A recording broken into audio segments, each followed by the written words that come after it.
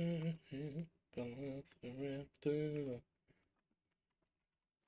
wheels forever after. Oh boy. Ba, ba, ba, ba, ba, ba. Last episode on The Journey to the West. Oh no! No. I'm not gonna pull that shit. No, you don't understand. Lyrell's the only one with tails, so she would have to be Wukong. She'd have to be monkey. Oh god, Lyrell would have to be monkey. Oh no. Monkey. Yeah, Sun Wukong. Monkey. And oh no, I just realized looking for all the wolves, it'd be up to Jericho to be, the monk. Jericho would be Tripitaka.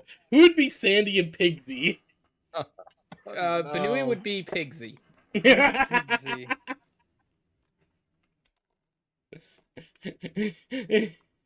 Wait, I'm curious now. Who is Pigsy? Okay, so Pigsy or literally we're just Sun Wukong, Pigsy, and Sandy and Tripitaka are all literally their nicknames in the story.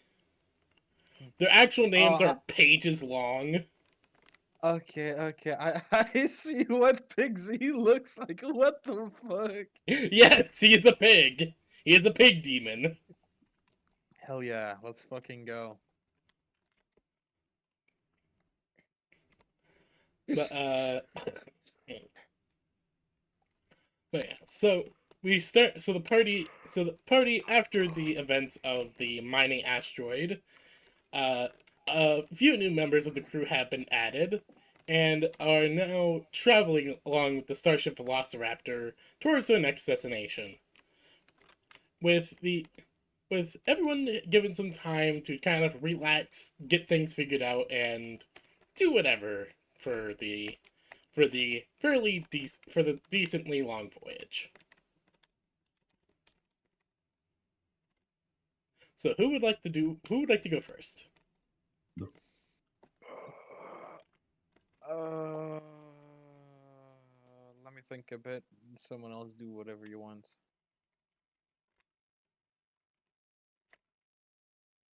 Are we strapping in for the big trip yet, or? No. This is like another leg in the journey. There's another thing I want you guys to go through. There's at least one or two more things, but unfortunately, the one you guys rolled up, I need a bit more time to cook. Mm-hmm. That's concerning. Slaya knows what's gonna happen.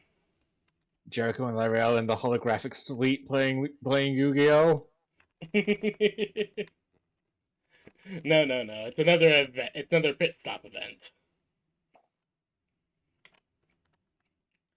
So this is just another leg on your journey. Jadul's says there's going to be about a this part of the trip is going to be about a month, given fuel efficiency, and the next refueling station that can be reached is about a month away, give or take. Mm-hmm.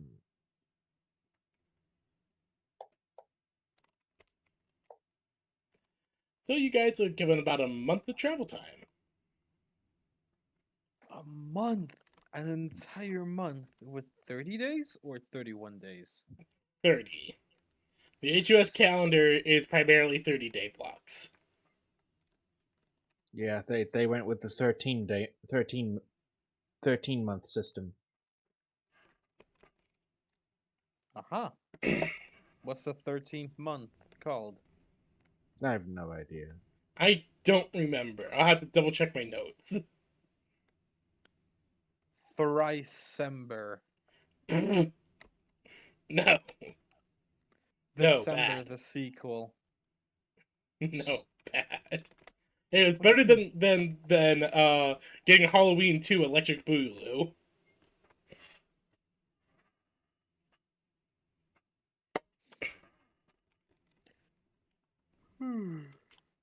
Alright. Alright, so is no one wanting to go first? Like I Sure. said, Jericho and Lyrell, holographic suite playing Yu-Gi-Oh. Oh boy. Okay, fine. I'll go first. Actually, PB, I'm actually very curious because I never asked you this. Can Benny like who maintains his body? Oh, you primarily. Eden was able to give you a crash course on maintaining your body. Why do you ask? I'm really curious about the core. Your core. Oh, Yes. I. What? Hmm. I seem. I see.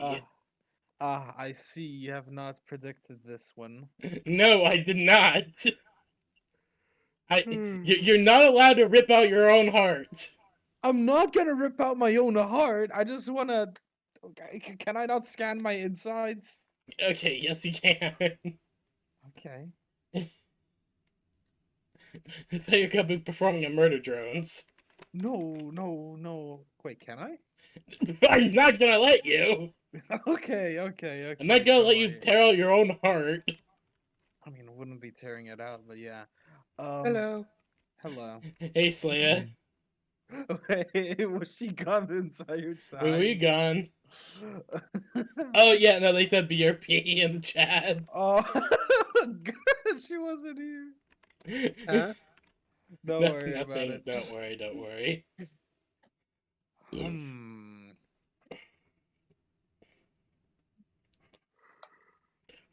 But yes, if you wish, you can scan the Banui I, core. yes, I want to scan it because, like, how does it transfer all of the power throughout its body, like, and shit? All right. So for that, give So there's me this thing a. called wiring. I know, but it's purple rock, so I'm very curious on what the purple rock does and how. All Okay, right. You know what? can Give you me a can tech check or a grit check.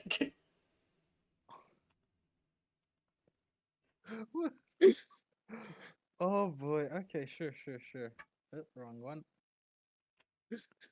Do I have anything for tech? No, I don't. Just straight up grit check. No accuracy or Yeah. anything. 12. 12. Okay. So then you give your reactor core a quick scan, and you find it is a. Well, just perfectly describe how it works is really beyond you. All you can tell is that there's a sustained reaction going on within a chamber Ugh. that is wired into it. Is there a timer when this thing runs out of power? No. No. As far So as you it's can just tell, it is just a self-sustaining reaction. all right. Hmm. Welcome to why Lyrel calls it bullshitium. The bullshitium. I love that name. Okay. Well, other than that, hmm, what to do? What to do? Any suggestions Well, or there's always stuff you can ideas? do with your boys. Windy, air. Oh, by the way, for everyone, has started calling Benny Uncle Benny. Why? But sure.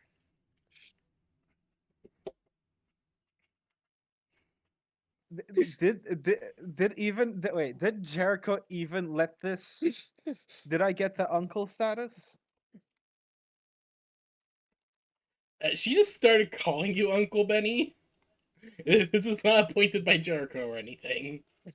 Then just he's just gonna let that slide. Like, Wait, yeah. who? Benny has been named Uncle Benny by Air.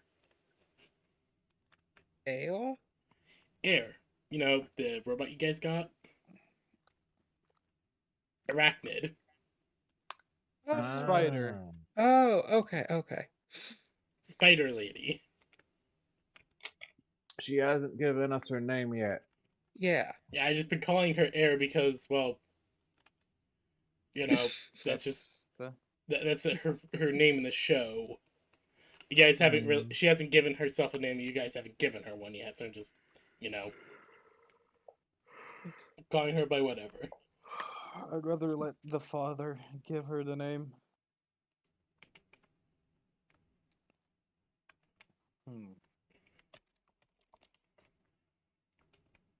No, I'd like to ask the boys what they feel like about, well, almost a certain doom mission. Well, boss.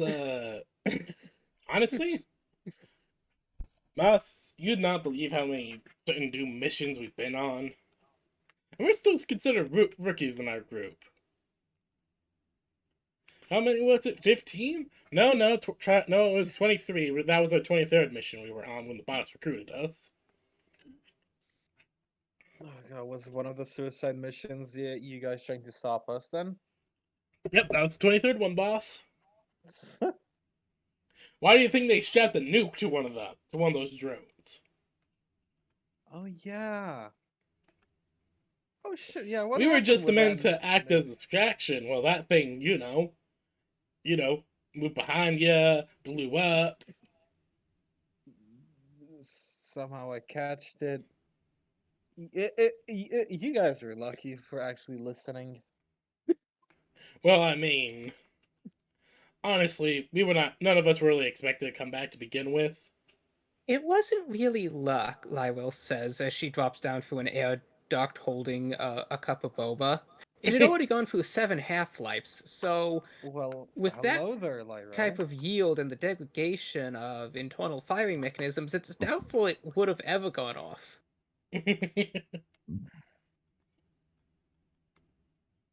So what did you do with that nuke against?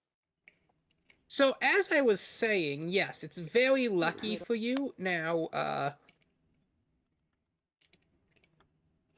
Lywell looks at the Benny just poking at his core. You shouldn't do that. Hey, I'm being careful. I don't think this will explode if I poke it. It's more likely to than you may think. Is this radioactive? It's complicated. Rel just remembering it gives off no radiation, yet it glows. You see small like sparks and flashes rippling through her tails as like her eye twitches. Benny would just inform the boys to go to the infirmary to check if their testicles are still okay.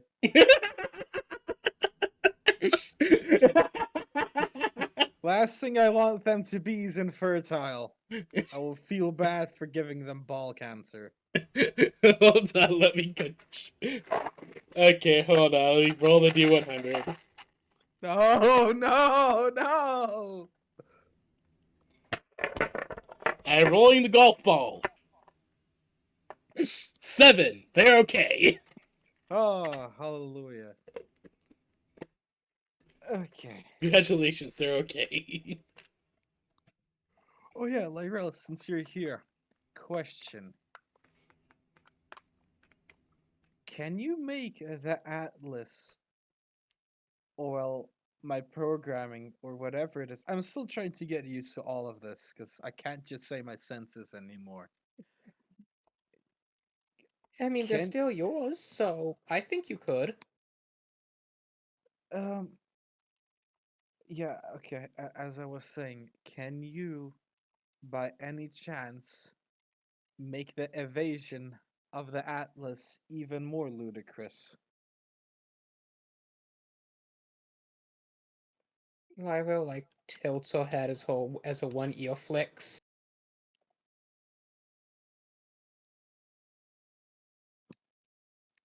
Well, that depends.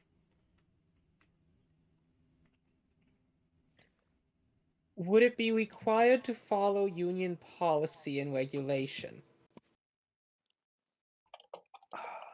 Look, Lyra, I'm gonna be honest. I got taught. I finally know how to read, but I'm still not gonna read any of the policies right now. So, I don't know. Ask Eden, or well, feel like it would be voided because it's a crucial mission. Maybe just sweep it under the rug if any Smith Shimano try and snoop around.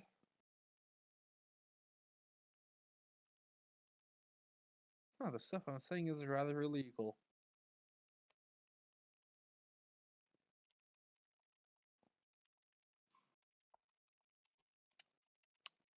So,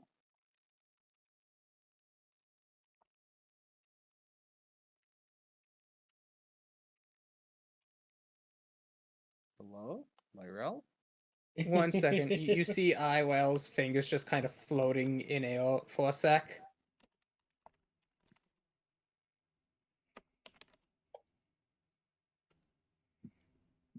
Hold on, I need to find something quickly.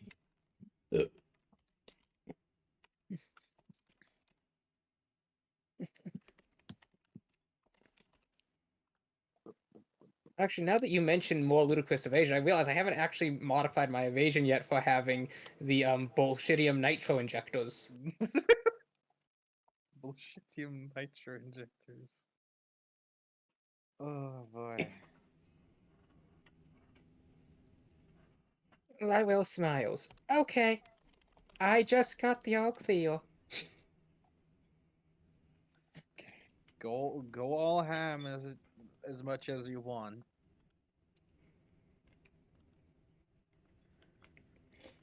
Mind if I watch? I'm kind of bored, and Well, I don't know what to do. commonly, now my understanding is that the Benui is inside an artificial body, but he's not actually inside his atlas, right? Yeah, Mm, he's in the subaltern. Okay, so Lywell will immediately run over to an air duct and hop through it. ah. Okay, Benny's just gonna close his chest, if that's how it works. Yeah, you're able to just close your chest up. Yeah, I'm not gonna risk anybody else. I think the gold coins in Palworld got a texture update. Hmm,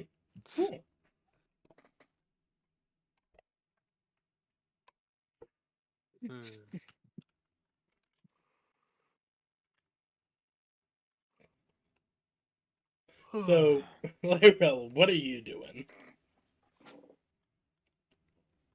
I was gonna let the others do a thing while Lywell is maneuvering. Why is Lyrel's preferred method of getting through places the vents? Because remisms.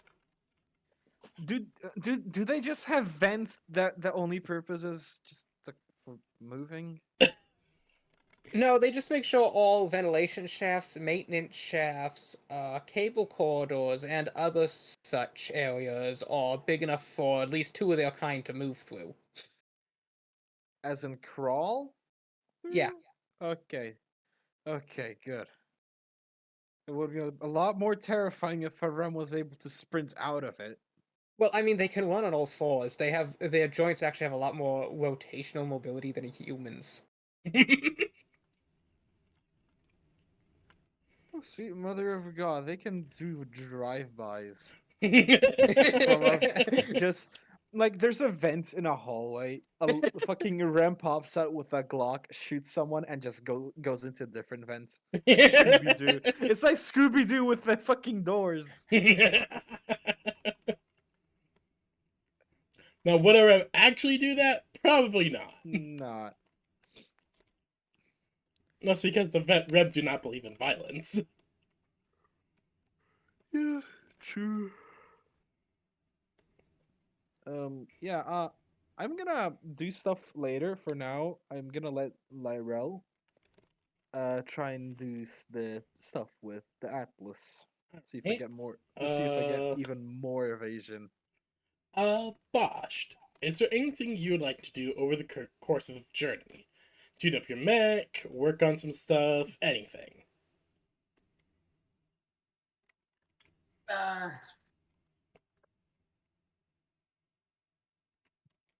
Play a game of poker. Alright, you want to play a game of poker? Who do you want to play a game of poker with? Who wants to play a game of poker? Okay. I guess I'll play solitaire then. Never mind. What the fuck? I was about to say me, but okay, you know what? You go play solitaire all by yourself now. Yeah, that's right. And I'm gonna throw a jar of pickles at you. I'm gonna lose a bet against myself. No- okay, you know what? Hold on. Let me go roll quickly.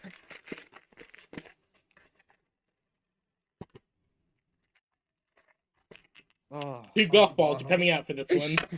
Bosch loses so hard he has to go sell his house. Okay, you're able to I get don't a have a proper house. poker game set up with two REM crewmen in the mess hall. This is better. This is great. This is marvelous. No, not your actual house. I mean the house. DVD. No! No! All 3 seasons! All 3 seasons lost because you lost a game of. What the fuck? Sorry, I misclicked there. Okay, so No, it- that misclick was perfect. Okay, so Bosch, can you please roll me a D100? Slash roll D100. You lose the first hand as one of the REM from engineering is able to sweep both you and the other REM under the rug. That Ram's cheating. Waiter. Canteen worker, whoever the hell.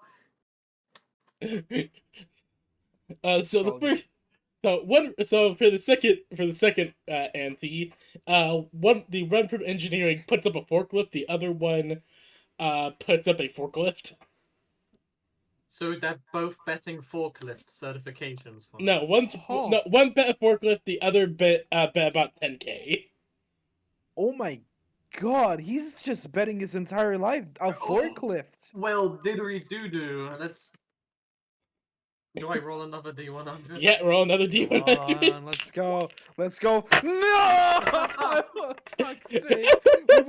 We would have gotten a combat forklift. Okay, Hey. you completely lose this ante with the winnings being split between the two REM. They basically swap over what they won. You know, gamblers always quit when they're just about to win. Gotta go for the third ante. Yeah. What do you put up? Oh, that's a good thing. That's a good question, actually. One of my eyeballs. You have eyeballs? You put up one of your robotic eyes. If I don't bet high, I'm not betting at all. Oh god. Come on, well, I guess it's for the forklift. The REM were just like, we don't deal in cybernetics. They don't what? We don't deal in cybernetics, so that can't be an actual bet.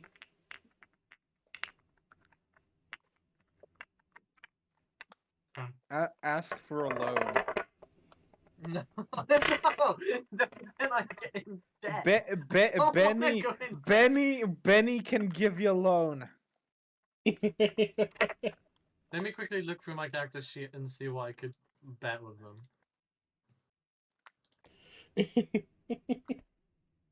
If I'm not betting an how calm of a fool I am. I'm going to bet 8 jars of peanut butter. Okay, I want to remind you, that's a Lyrel thing. So, 8 jars of peanut butter. 1 jar of peanut butter then. That's not worth very much. The bull just kind of look at it and go, really? A jar of peanut butter? Is that all he got? Hey, 8 of them. The captain may like peanut butter, but we can't just enjoy it. She really loves it. Think. Right, think. You could use it to wager against the captain. You What want brand is it? want an extra holiday? They just kind Wager of both against look the at each other. They both just kind of look at each other. Last time we tried to play poker against the captain, everyone lost. He's really good. We You think guys Orby gave up reads the too soon. cards. One of them just leans This- over. We think Orby reads the cards. Right. Yeah. That's a fair bet. But they just return I back. only- They just kind of sit back again. Unless you can bet actual money, you don't really have a safe bet. Unless you can bet money or something that we actually value. Yeah. They both just kind of Okay, shrug. alright, fine. How about I wager my Hellfire Sweeper? Is The gun hisses. the gun just hisses at them? They just look at each other, look at you, just shake their head no. You guys are picky eaters. We 8 don't believe jars in of peanut violence. butter. What's wrong? And plus, it hisses at us. I mean, what do you want a gun that hisses at you? Hissing can be a love language. I sometimes hiss at my loved ones. Jericho just walks by. What loved ones? Jericho, can I wager you in this poker game? You gonna wager just all of Jericho. Yeah. They just look to you just like, we don't believe in slavery. He can't Jericho, afford give me me anyway. something to wager. They couldn't Give me afford your you food. anyways. Oh god. Jericho just looks at Bosch, just like, if you've already lost that badly, then I'm One not going to give more. you anything for your credit is terrible. Give me like some skin follicles. I don't. The Rem just kind of The look Rams to don't you. bet with that. The Rem They just look- honestly look grossed out. Yeah, they just look at you, Bosch. They're like, what are you talking about? Fine. Who If would I bet can't that? bet anything, if I can't bet anything, then I'm not a loser. I just ran out of money. I'm pretty sure for poker that means you lost. PB, Yeah. can I send over a few doubloons to Bosch? Jericho, would you like to join in the poker game as your own player? Benny's just gonna watch from the. I'm gonna decline. side. I'm not... Look, we've already established the last time.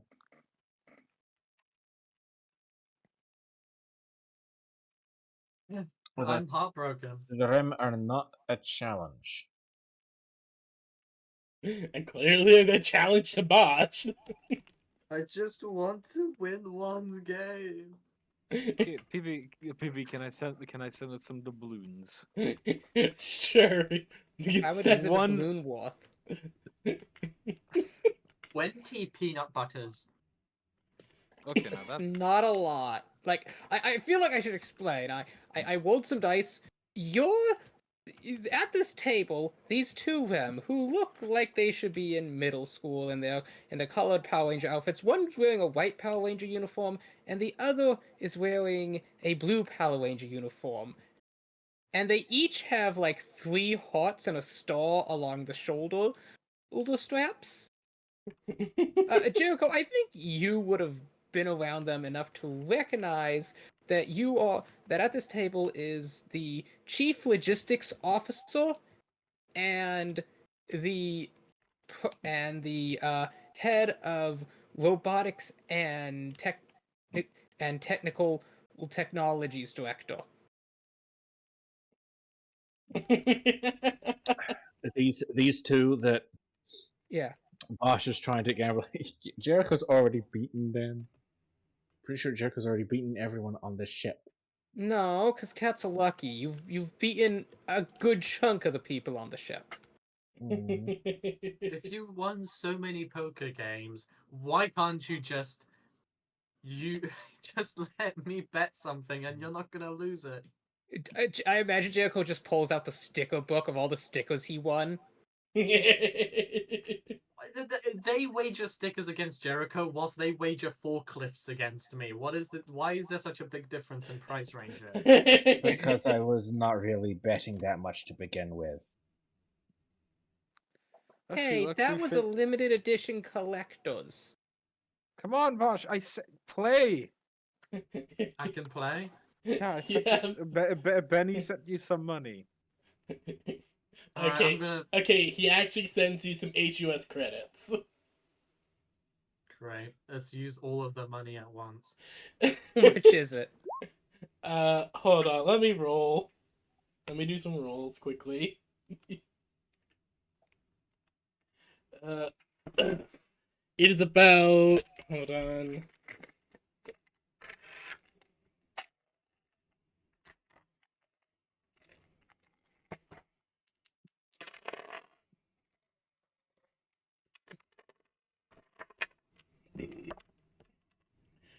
It's about 3K in HUS credits. That's not a lot. I mean, it's enough for him to play again. Honestly, they'd probably just match that with about 3K each themselves. Doesn't matter. Third time's a charm, Bosch. Well, let's see if you Okay. win this round. I got 24. Gambling addicts, stop. Right before they win big time. Exactly. You're gonna win a gazillion HUS credits. Well, boss, the last time you win, you win the pot of 9,000 HUS dollars. He's still in the minus. Again! All of it! 9,000 right now! Let's go, baby! This is not New Vegas. Oh dear. No, this is fucking the Velociraptor. Let's go. You're in the Metal Distortion Velociraptor. I start to feel like this is a bit illegals. Benny's cheering him on. Am I allowed to play another? Okay, one more round. One more ante. All in or nothing. All in or nothing. Phoebe, what did you say? One last ante. Hell yeah. Right, so you put up 9,000 HUS. Let's go! Hold on, I still gotta roll.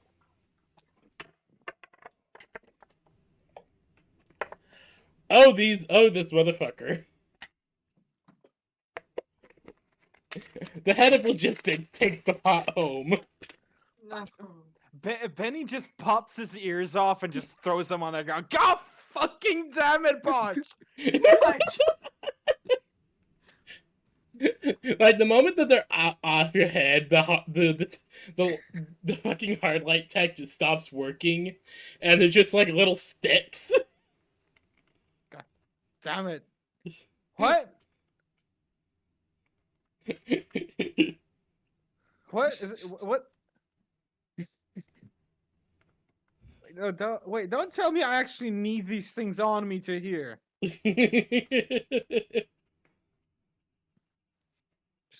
Just Benny grabs them, just pops them back on. Well, at least they didn't want my eye. I'm happy.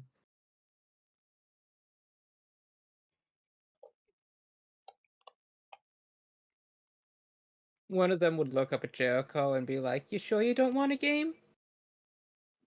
Mm-hmm. I already have enough material possessions. I don't really need any more. You're a material girl.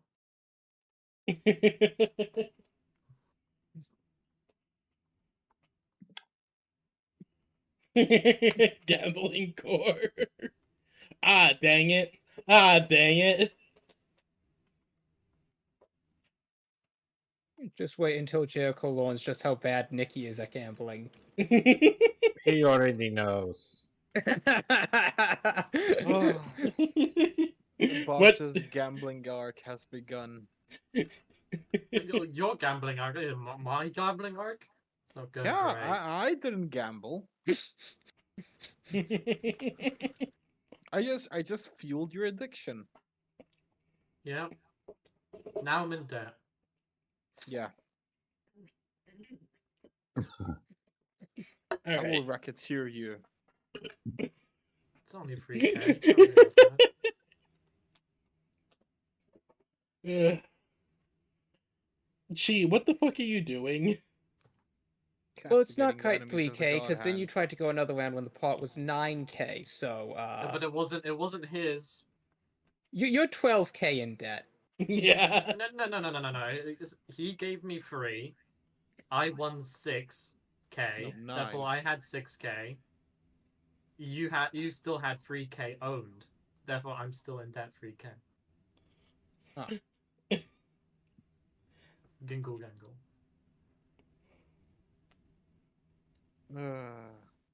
Well, Ugh. now. Ow.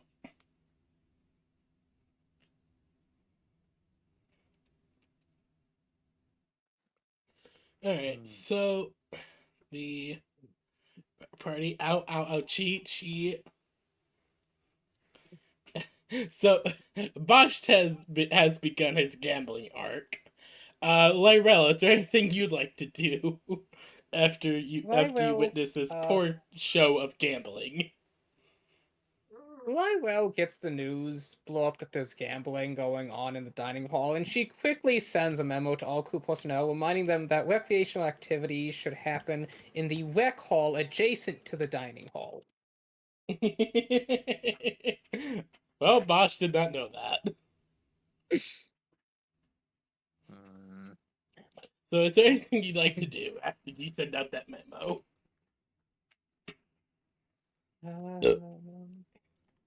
Oh no, I've broken my knees again. Oh god. Yes, Lyrell would swing down from the vent shaft down into the mech hangar and approach the Atlas. Alright. You see the Benui's Atlas on the ready to get going. Can the Benui be present?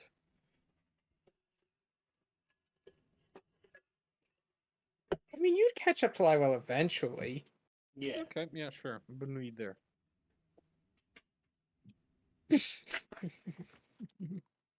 No, bad. What? No, sorry, I was yelling. I was telling Chi bad. But yeah, you're able to catch up to Lyrell eventually. So, Lyrell, what would you like to do to the Atlas? Well, first she's gonna see what's already there, you know, kind of take stock of what she has to work with. Alright, Benny, can you go over your build?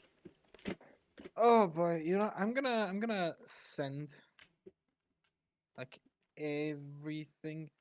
Do you just want like everything or from the equipment loadout? Like Just kind systems. of want to know what you already have so I understand what I need to, you know, make homebrew for. Thank you, Elevate 16 for following. Oh fuck yeah. Here, one moment.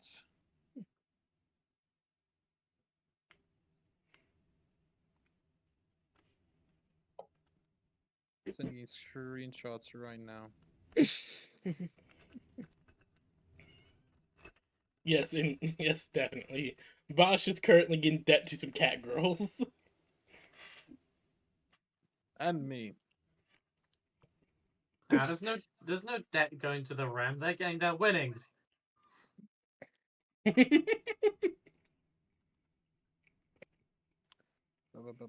One moment. This right here. Well, you still lost to some cat girls, so Yeah, I'm gonna go cry some electronic tears. There you go, Lyril. Okay.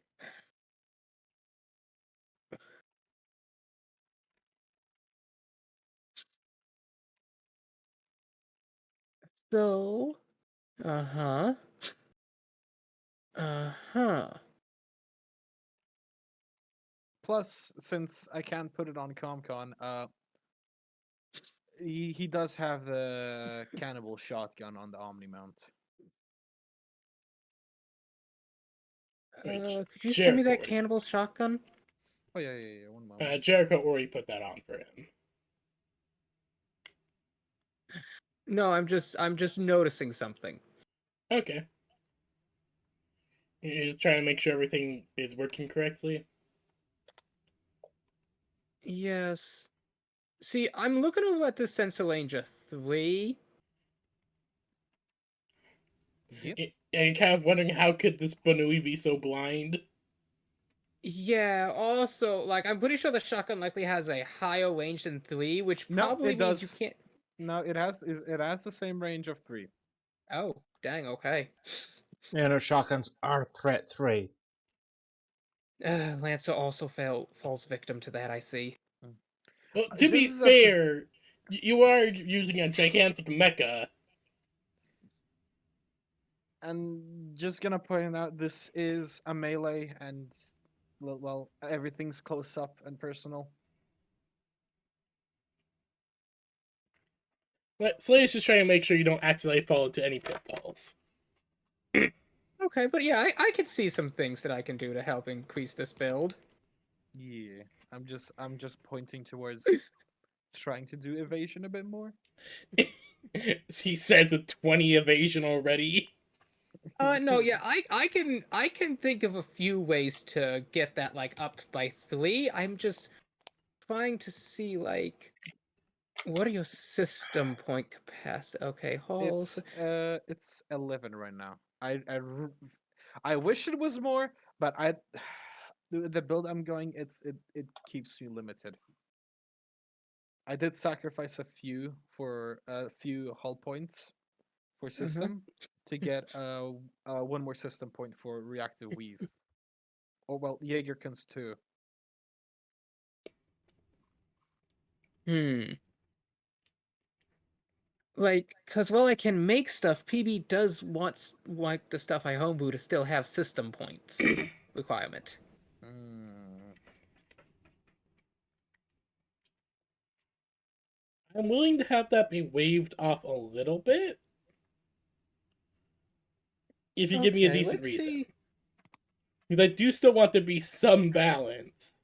I just would request a decent Okay, reason for things to be done, right? If that makes any sense? Nope, that is perfectly understandable. Because even though So we let are me pretty endgame, I still want some sense of balance. let me open this up, pull to this, and just see. I will choose invent or create as my ability to get advantage for this session. Alright. And I'm gonna see if I can retrofit the White Saber boost engines to fit into the feet like the shoes of Hermes. Actually, I feel like that would work because PB, you remember how Benny's feet look like? Yeah. Where it kind of looks like rockets on it or jets, whatever thrusters on Yeah. it. I feel like that would work. Well, let's see. Roll to 22. So, yeah, you can be able to basically turn the retro rockets into Hermes' boots. And that is what you do, Slayer. Let's go. Okie dokie. The Benui. You see Lywell as she starts dismantling your entire mech from the waist down. Let's see, we don't need this, we don't need that. Oh, You're what's this? you're We stripping don't a need those. We're lot of gonna put stuff. in this. We're gonna need a new core. Gonna take this out, and within the hour, your entire mech is a bunch of parts and pieces lining the hangar. Laurel, I gotta hand it to you. You are very creative, but holy shit, if one of those what are they called? The Smith Shimano like people saw this, I feel like they would lose the shit. Their shit. Oh Uh-huh. Don't worry, I took yeah. precautions. There's an anti-Smith Shimano detector defense system built into the Velociraptor. Yeah, don't yeah. I wouldn't care two shits if they found out like yeah. They're kind of in debt to me and my entire race for what they did, so yeah. Now, here's one thing. If you're willing to free up 3 system points, then I could swap over your reactor to an Iridium-based model, which has some nice benefits. Like what? Let me pull up the notes me and PB made.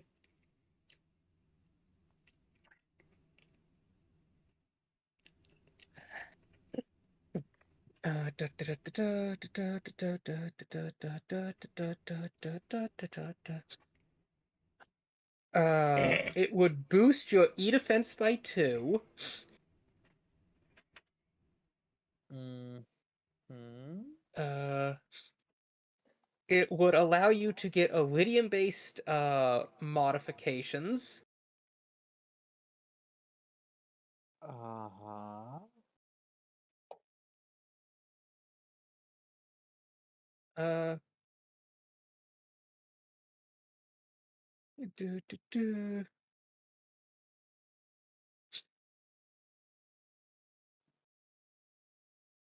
Mm.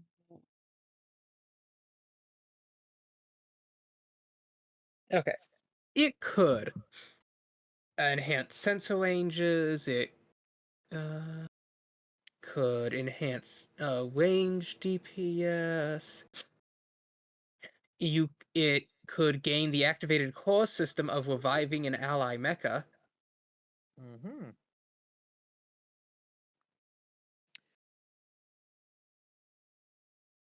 Okay, counter offer. Instead of putting in the Atlas, why not put it in me? You are a What? little bit too small, bunny boy. How big is that reactor? Hold on, you're putting a reactor inside of yourself? You already have an Lyra iridium-based walks over reactor. and 3 of her crystal tails like simultaneously tap different points of your robotic frame as the entire chest cavity begins to unfold. Huh. Okay.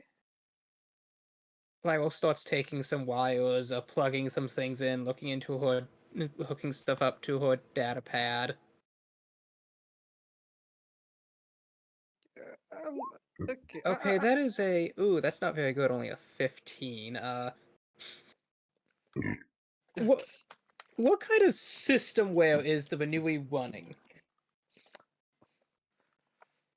um, fuck if I know Eden dot fucking exe or something incorporated. This is a custom-built chassis by Eden. So Why did he sound like a Valley girl there? I don't know. I actually don't know. Bobby, could you connect to Eden, please? Beep boop beep boop boop boop boop boop beep boop.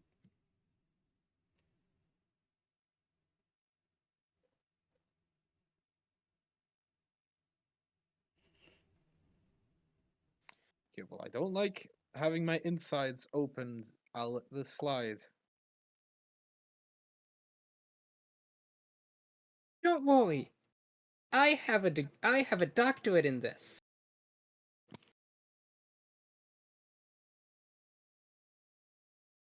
Out of her pouch falls a really fancy scroll that unfolds, and you can see written on crown, signed by various members of the HUS and REM government, official document on bullshitium technologies, True, but PhD. still, like you kind of just opened me up without even asking. No, you asked me to see what I could do. I mean,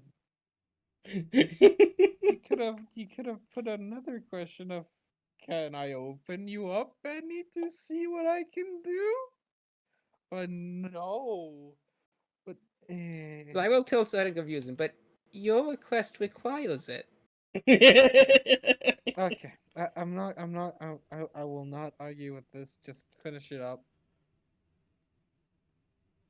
Is Orby able to connect to Eden? Yes, you're able to connect to Eden. Well, this is a weird ass fucking moment to call her. So Lywell, turning to the video call display. So I noticed you put in 3 separate failsafe redundancies, and that you devoted a good 20% of capacity safe to safeguards to prevent power surges. It's my first time working with such systems. I figured I might as well take the precautions, given Oh, that no, you he were didn't. unavailable for the design and implementation. Okay, but hear me out. Lywell pulls up like one of those interactive displays like Tony Stark will use and quickly put something together. Overcharged nitro inducer. What now? So you know how it kind of it's not emitting technically. It's uh, I swear, if you're going to be saying it doesn't emit radiation, but technically it does. but it doesn't. But technically does. It's bad enough that this iridium shit is already so complicated.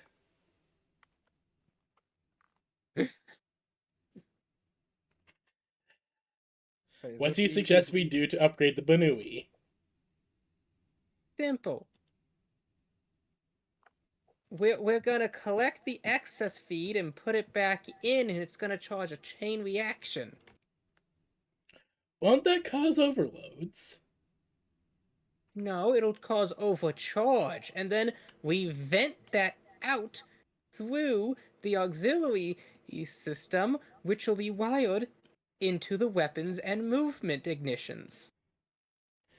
I see. I just realized we. You know how Benny used stims a lot? PV? Yeah? I feel like we're just building in an Uber stim system into his body. You know, And I'm just kind of all like think for a moment. So we're just building an electronic version of the STEM system. No, there's nothing electrical about this. Then the okay, run me through what exactly we're doing. Okay, so Lyril draws a circle. Imagine this is the reactor, and she draws arrows out of it. And things are happening that cause little arrows. Then we will reflect all these arrows back in. You know, it's basic fission. Of course. It's a digital retro Uber generation system. Now, this will cause exponential buildup of heat, and this heat will then be channeled back into the primary cause system, which will make it really energized. And then all that energy will start exponentially increasing on itself as this system begins looping in. Now, it can only do this temporarily before complete failure of structural integrity occurs, but in that brief time, we could increase output by about 30 to 40%. I see you're very much taking the quote of reactor stress is a resource to heart. Lywell sips some boba from her mug, which has that printed on it. I don't know why, but I'm just imagining it's that one version of Slanesh that's drinking the Grimace shake. Is what Lyrell looks like. Maybe look in DMs. Jericho. Meanwhile, two of her psychic tails are still walking on the Atlas. So you're going to try and turn my husband into a bomb. Lywell looks horrified. No, I would never. Besides, Eden, I expect better from you. The system would melt down, not explode. That's not any better. Yes, Oh, it boy. is. His brain is above it. I don't have a brain. His his core memory unit, yes, is above it, but that would still cause a catastrophic failure with the rest of the body. Wouldn't it? That's why it would be for emergency situations where the alternative would also be extreme catastrophic failure. Okay, so this would not be something that would be on all the time. This would be an emergency protocol. Nitro button. Okay, if it's like for uber emergencies, I'd see myself turning into a puddle of sludge afterwards. Okay. Benny, you're okay with this idea? Are you okay with this idea? Only if you are. Do you Honestly, have a backup? Do you have a backup body? yes. Oh boy. In fact, I'm pretty sure it had two backup bodies loaded up on the Starship Velociraptor with its most recent supplies. Oh, They're in the back of one of the storage bays. all right. Fuck it. Sure, let's go. We ballin'. Got nothing to lose. I Alright. think.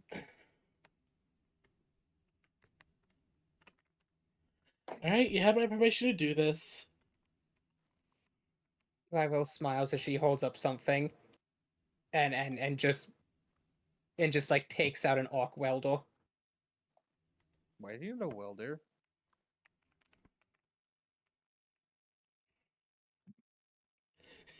And I was like, if I had a nickel for every time I Hey, invented new hey. technology for cybernetically enhanced Union I- Lancer, I'd have like $2. Okay. I don't think you need a welder for surgery, Lyrel. This isn't surgery. This is engineering. No. You know, she's suddenly Thank you. this is another Ram who pokes her head out of a vent. You know, she's technically not wrong. Yeah, thank you for reminding me. Jericho would say the same thing. I mean, if I was trying to weld a reactor into a person, that would be horrific. An absolute violation of all moral standards and professional ethics. You are right about that, but I got nothing.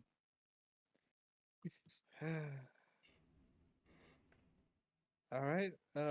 Do you mind if I shut down? I'm actually feeling a bit sick from this. I think I feel sick.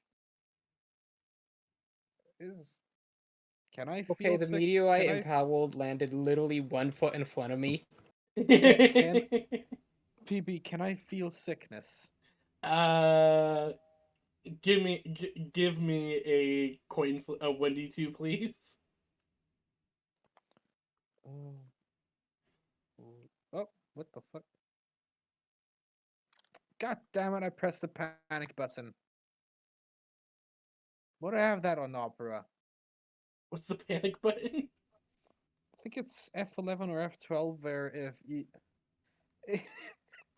it's for people that live with others and they want to watch some sketchy shit, but right as someone walks in, they can press that button and will lead them to a random site. Oh.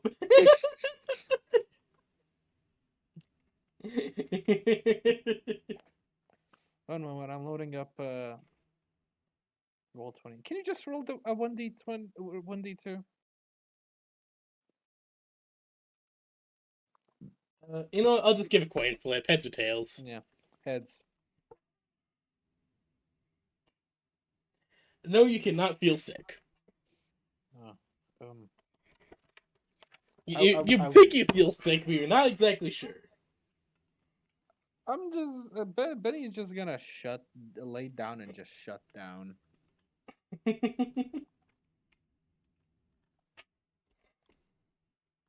As much as he is a robot, a subaltern, actually a subaltern, he still feels a bit squeamish about having his insides open in front of him.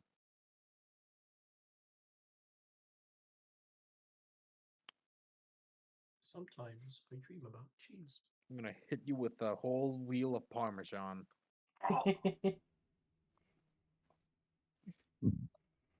You take 1d60 cheese damage. Let me roll that. No. No cheese damage. 15 Cheese. damage. Jesus, I'm dead already. the, I'm already dead. the cheese wheel, it destroys. But yeah, Benny's just gonna sleep. Just turn off. Benny.exe is no longer responding.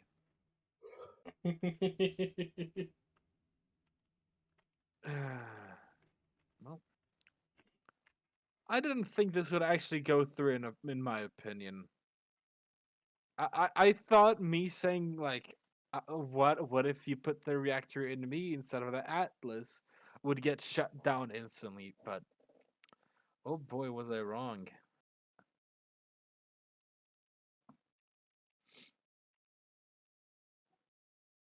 Look, Lyrell is first and foremost an engineer. Yes, we all know that. She's an engineer. She solves practical problems. So basically, this is gonna give you a protocol for a pilot that you can, for the cost of taking like some amount of heat at the end of your turn, get various boosts. All right. Can you send me the details for it? I'll have to work out maybe the exact specifics. Ah, okay, Yeah. okay. Just keep in mind my heat cap is 6. So maybe this will be a really like absolute emergency case thing then. Yeah. So what? I take 5 heat for 6? I don't know. We'll have to figure it Look, out. Oh boy.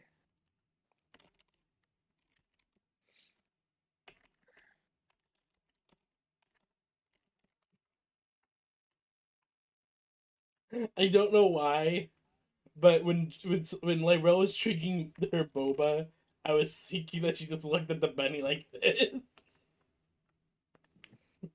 What the fuck? Oh no, not with those eyes. What the fuck? I don't know why my brain went there. I apologize. The fuck? Uh,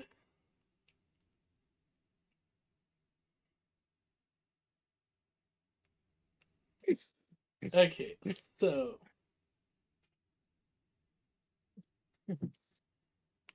Alright then. So. Okay, so. Lyrell, you begin work on him. Can you give me a invent or create check? Watch there be a nat 1.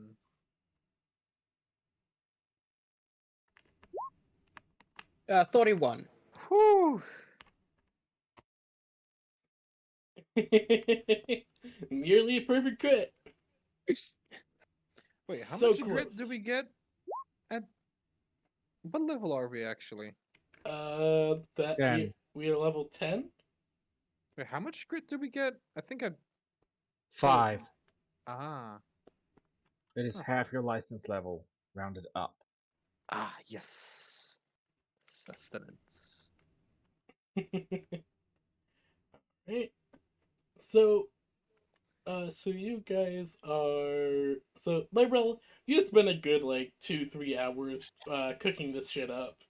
It doesn't take you too long, and you're able to get it all worked out in the end, with Benny coming online looking a bit better than ever.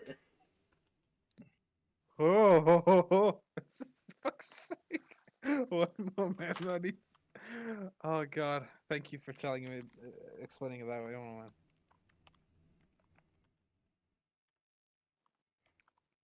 So Lyrel looks very pleased with herself as you stand up and look down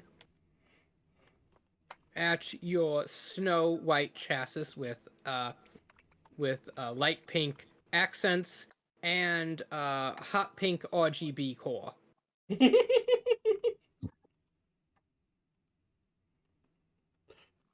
I think Gardy Um, had to step away for a moment. Uh, No.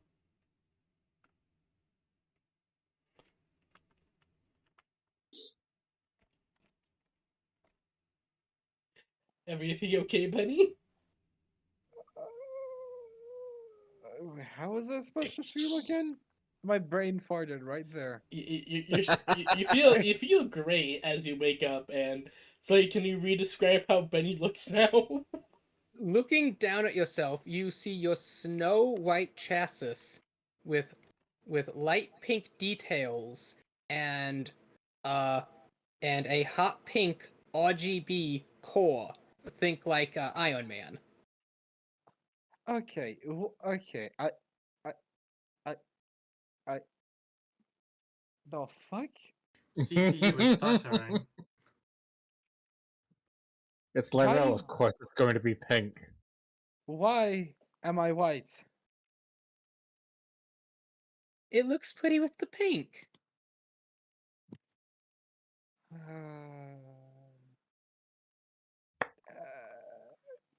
Me and Eden kind of chose my old paint scheme because we kind of like it. As Lyrel much as pouts as she presses a button, and your reactive coding shifts back to the original color scheme. thank you, thank you. Okay, if I lose this body, I'll let you The pay. hot pink RGB core stays though. Okay, yeah, sure. I am fine with that. Okay, look, if I lose my body, this one, I'll let you paint the next one. Deal? Mm-hmm. Okay, there we go. Hey, could, Lyrel clicks her helmet. Hey, could you pull the those backup subaltern frames from storage and bring them down to the paint center? Thank you. Okay, boss. I said only one, Lyrel. Only one. Please.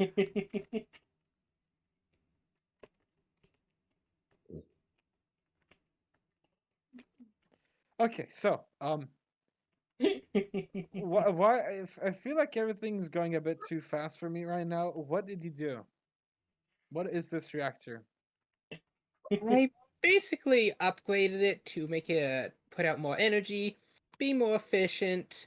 I installed pink RGB throughout all your inner walkings. Lyrel, And I tuned the iridium spectrum to emit pink light instead of purple. how much time did you spend calibrating this? Because I feel like I'm on speed right now. About 2.5 hours.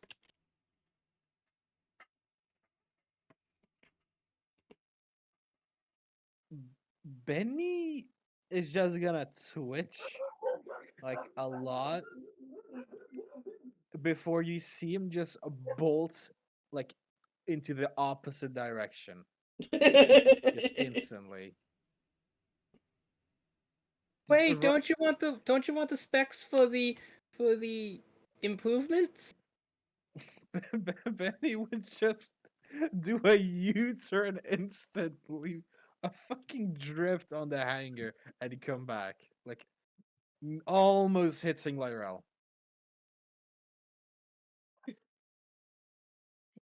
So, As in crash. Not actually.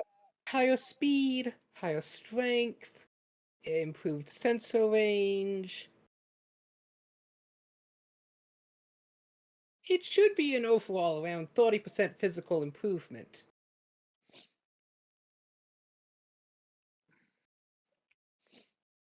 What are my chances of giving Lyrel a head pat? Let's see. Make your roll. Give a Grit grit check? check to try and head pat the cat. Okay, I'm gonna count this as a melee attack. I got a 29. Oh boy.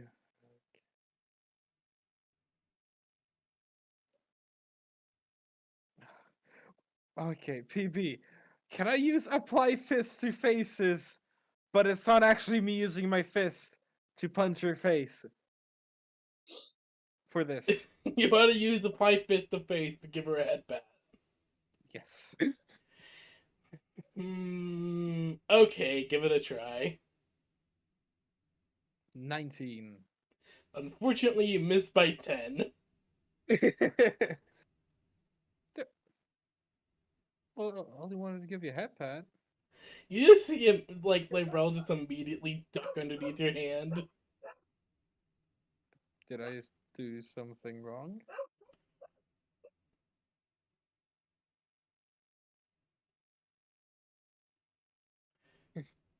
Rel, you going to I will respond? it's over to like the side to like a far wall as she then begins to explain through like the intercom system in Benui's frame that she is currently still working on the Atlas. She decided to go the extra mile and also do the tune-up, cyclings, and other maintenance at the same time.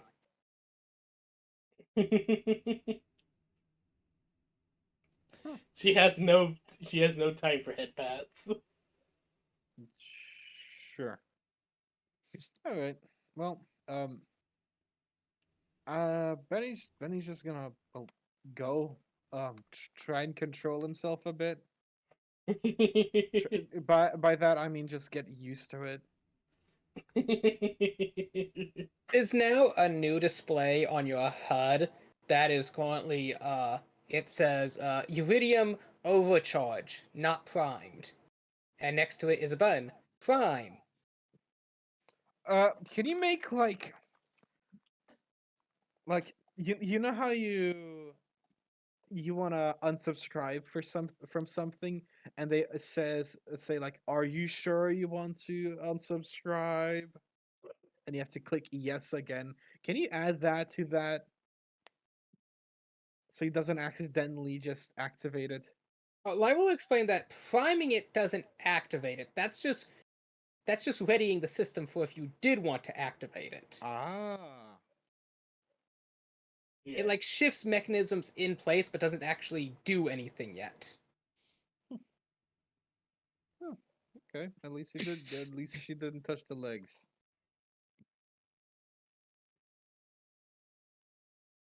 Well, that's all I have thought up right now.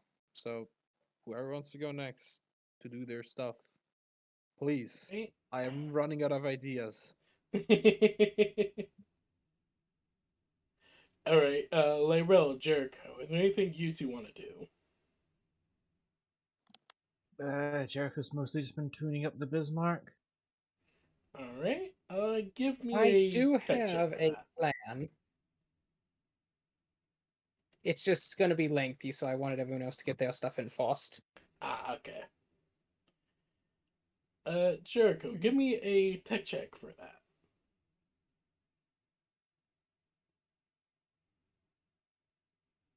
For what?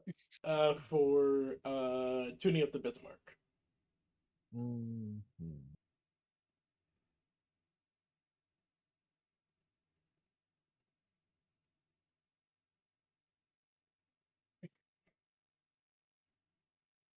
$24. Alright. Yeah, we'll get the Bismarck all properly tuned up and ready for action when you guys next deploy. Or when you guys can next deploy it.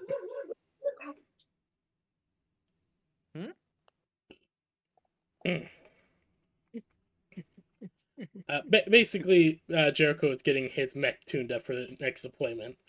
Now, what do you want to do with? Is there anything you'd like to do with the newfound guest, aka your child?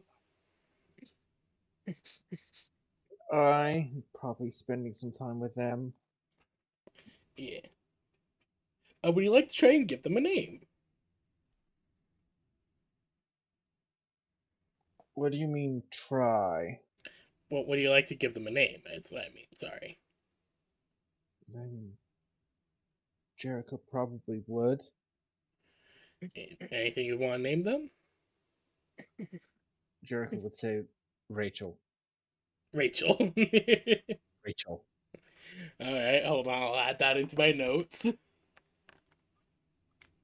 One moment.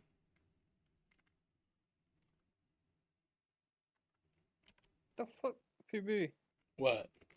They're adding more classes to Space Marines too. Oh, Jesus. I saw that headline and then I was confused on why I was getting that news. It's probably because you've been looking at more 40K stuff. Give me the glorious word of the Omnissiah already. I mean, they are making a Mechanicus 2. They are making a sequel to Mechanicum game. See, Mm. I feel like a proper AdMech game would be like you take Borderlands, but you reskin it so all the classes are some flavor of Skatari. And instead of respawning, it's just a new one is activated.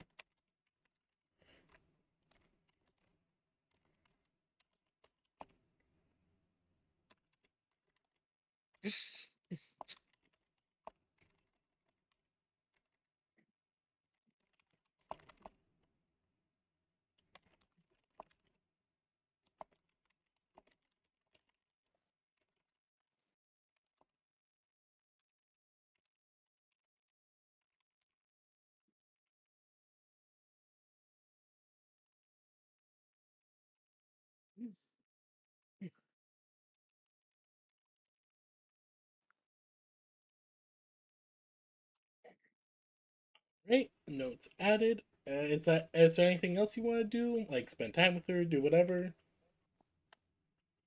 Probably get her and Nikki for some family time. All right. So you have to explain to Nikki that this is your child, and she is very confused. What do you mean you already have a child? I thought I was the only one for you. More like she pulls out her knife and like, so who's the bitch? Who do I have to stab? I thought your first child was gonna be with me. Just pointing the knife. It was supposed to be. What happened? Hmm. She just kind of like Right, so glares. So there was this energy surge. Wait. Wait, Valerie? How the fuck did you fuck Valerie? No. That energy, but no. Explain. So, we were firing an anti-orbital laser, and one of the connectors shorted out. And I had to use my metal frame as the kind of a replacement. Unfortunately, Iridium is bullshit, and this Bullshitium, happened. trademark pending. that just happens over the comms. Bullshitium. We don't believe it either.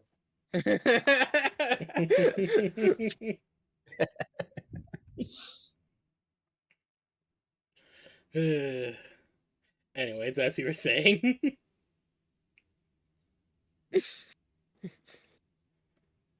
As I was saying, that is still what I said.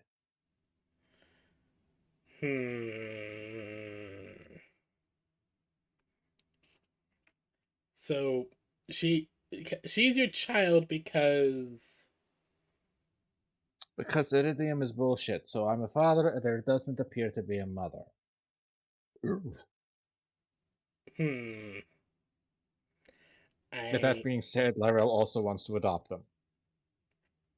Jericho, watch your words, because remember, you started this saying we fired the laser.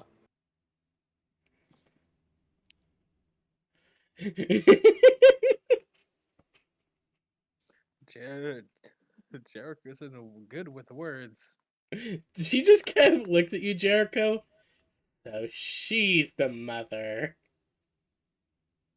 I would not technically count her as such. Hmm. Roll a Aunt or persuasion check. grandmother, Aunt Oh, or no. grandmother, maybe. Roll a persuasion check, please. I don't have a persuasion. Then give me a grit check then. Actually, wait. Oh, would word on this street count? No, that's trying to get things from No. people. Yeah, it's more information trying to be gathered. Wrong Yeah. direction. Yeah. Decent No, idea. I So- figured, but I had to ask. Give me a grit check then. Yeah. Honestly, I think it should have a Huh? level of difficulty. 24. That's almost a nat 20. Still give me another d6 for difficulty. Oh boy. This is not going well. Of course it was. Oh, That's Okay. still an 18. That's still an 18. Hold on, I have Nikki's sheet over here. Give me a moment. Oh no, watch her get an actual nat 20. Nope, not one. Yeah, no, she completely believes me in everything I ever say. Okay, Ah, what exactly do you good. say to calm her down?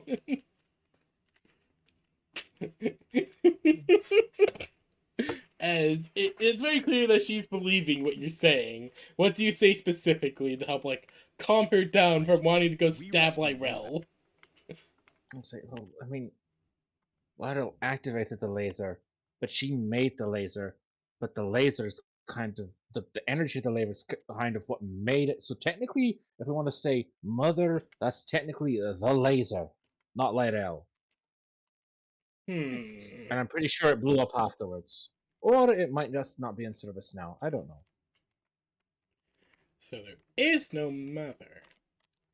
Okay. Mhm. She just gives you an immediate hug and then just hugs the robot. It's like, okay, I'll be your mother now.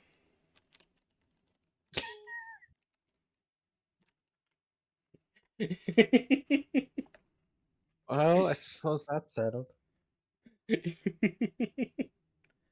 As you are now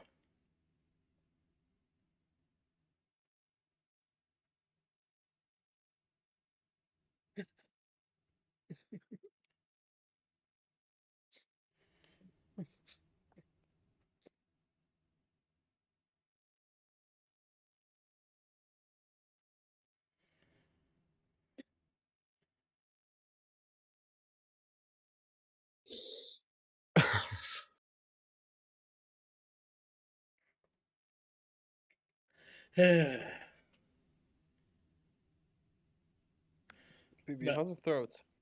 and my throat is okay. My voice is still recovering somewhat, but I should be able to handle session, don't worry. That's good. Alright, so on to so that's everything you wanna do. We can probably do some other stuff later. But I have a feeling Slayer really does want to get onto her own stuff. Hmm? Slayer, what would you Yes. like to do today? So after doing all the maintenance stuff and whatnot, and after I imagine, it's getting in the evening, Jericho's in the bar that was built specifically for him. No other Rem visited. I mean, the warship Tyrannosaur is accompanying the starship Velociraptor. Okay, so you get a ping that there's been a breach to one of the external maintenance access ports. Heck? I imagine And then a another Starship bleep that Velociraptor just that making a quick anti-personnel stop. security system has been disabled. Oh, it's just probably the cat. Jericho's just like, just calms Lyrell. Like, Lyrell, what are you doing? Then there's a thump as the air vent in the room behind you swings open and Lywell drops down. Lyrell, you realize that the internal security has you tagged as an ally. You didn't need to disable any of that. Lywell's standing there. She's like fidgety as she's like, doing the thing where she like rubs one foot toe against the other. Her thumbs are fidgety. She's clearly in a bit of a nervous state. What's on your mind? She slowly walks over, climbs up into one of the bar stools. There's like a subaltern that immediately walks over and offers her a drink. What would you like to have to drink?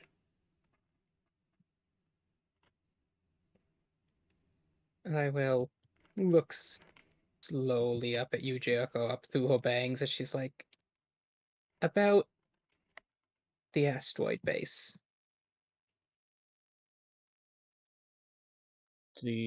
Oh, where we discovered Rachel. I have obligations that I Mhm. have to follow through. I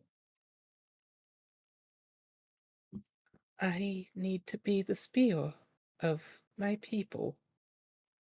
I need to stand up and face anything that. And it's. Well, It.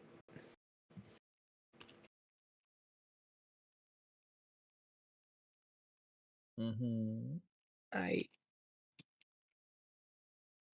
I know you also have obligations.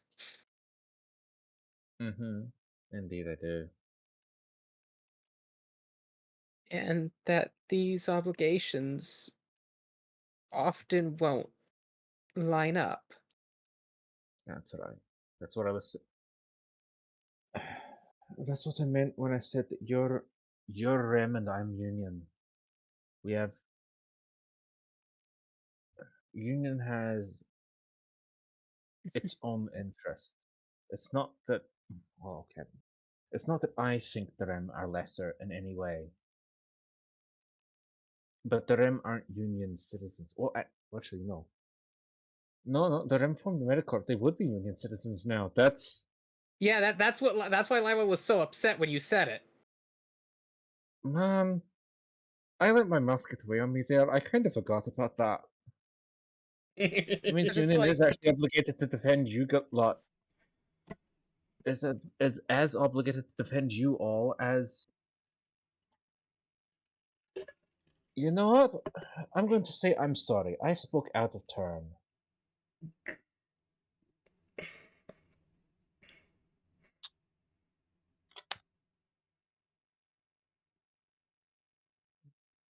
Lyra looks up. I also wanted to say that I was sorry. I was Tensions were high. focusing on the obligations and duties that I had, but I wasn't considering that you also had obligations and duties. I'm sorry, It's it- fine, Mariel. sometimes difficult to remember what responsibility is. Yeah, people seem to think that I. See, that's the thing. It's like those that can shirk responsibility the most are usually the ones that are most familiar with it. Lywell just raises an eyebrow like she does not believe that in the slightest. If you know how something works, it's easier to take apart, right? She nods. Same thing here. Those that know responsibility will often know best how to avoid it. Should they want to avoid it, of course. That's why. Why do you think I didn't want to be in the position of being the Lancer team leader? It adds responsibility onto my shoulders that I don't want.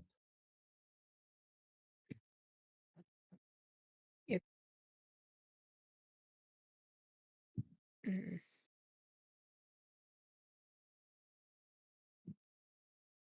And the thing is, while I was technically wrong that Union has a conflict of interest, you do still have a conflict of interest. As if something threatens the Rem over citizens of Union, I already am pretty sure that you would choose to protect the Rem over the citizens, over those other citizens of Union, much as you would rather try and save them all. Sometimes the galaxy gives you the hard choice. It's just, I was so angry. Yeah, I know. Sometimes life doesn't give you choices that you can ever really agree with. I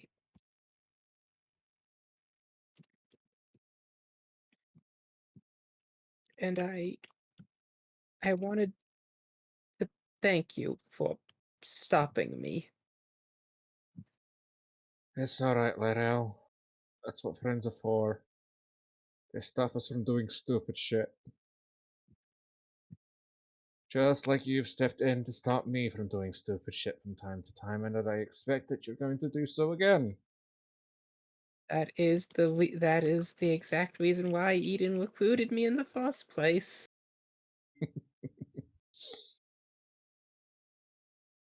In fact, it was triple underscored in the job description. Stop the party, specifically Jericho from doing stupid things.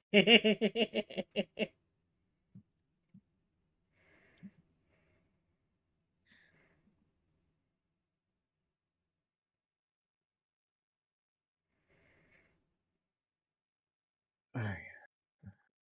So at the time, I didn't know how much of a hands-on job that would be. Oh, trust me.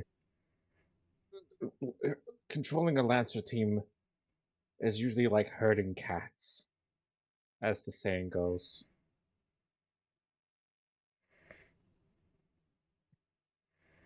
Well, that's just silly. You don't hoard cats. You modify the terrain so that the cat goes where you want them to. Of course, that'd be the RAM solution.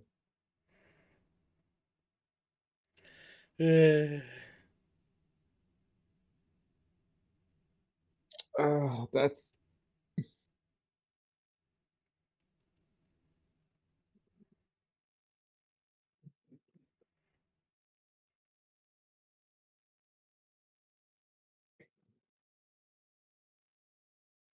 That's such a REM solution, though. that is such a RAM solution. But yes, no, that is the idea. The saying is like herding cats, which of course, yeah, anyone with any sense knows that cats do not like to be herded. I will gives a nod.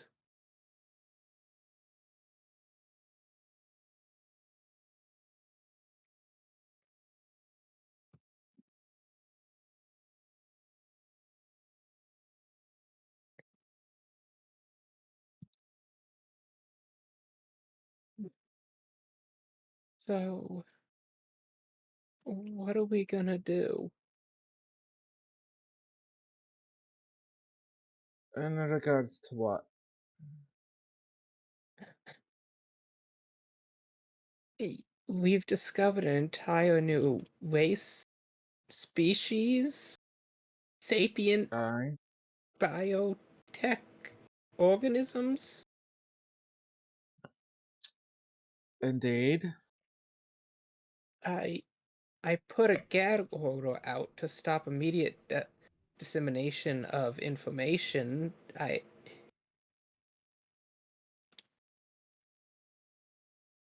Mm-hmm.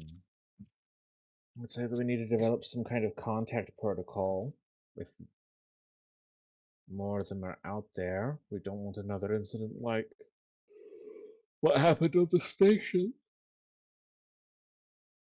Technically, we can we can reduce any charges of murder to just attempted manslaughter.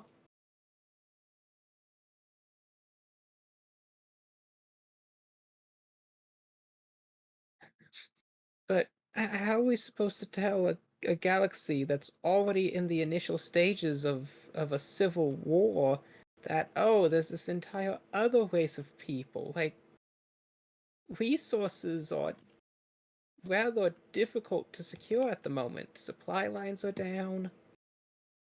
That's true. We also don't know how many of them are out there, though, either.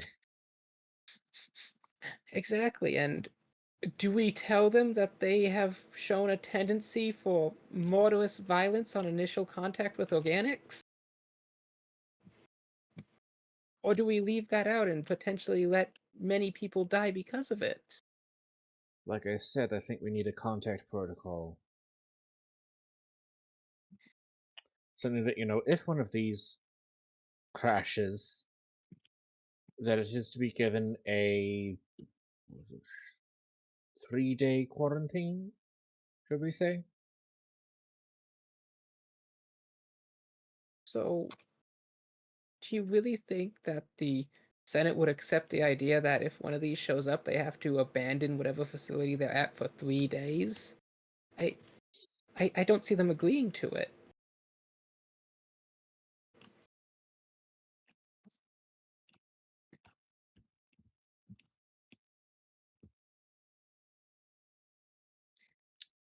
I mean, they don't really have any choice but to agree with it. And It's like, then well, you there's either give it that quarantine or you die. Jericho. You know they just mobilized the military if we explain that situation. And then Hellfire will mobilize on them. Jericho, that'll just increase tensions. We still haven't even gotten to the fact that technically as fully mechanical beings and under the definition of life currently in hyperspace, they wouldn't classify and wouldn't even get rights. And even if they were people, they still wouldn't have those. That is why they're currently being classified as Hellfire personnel. Which is why Hellfire has to mobilize if they call in the military on them. Because it's like, you attacked one of ours, we have to react to that. I Literally feel the best I can responsible. do right now. I mean, yeah. But I yes, did no, tell you nuclear to nuclear form the deterrence link, is ahead. and they are at least 12% Yavin. Mm-hmm. Granted, I'm basing these numbers purely off the only one we found. There is a It's bit our of best guess for now. While we I haven't even told Legion about this yet. let's not. Legion's already got enough on his plate. You know he's gonna find out, though, as soon as one of these appears in location and it hits the news. We have a Indeed. very limited window to make a statement before the galaxy just finds out and makes their own.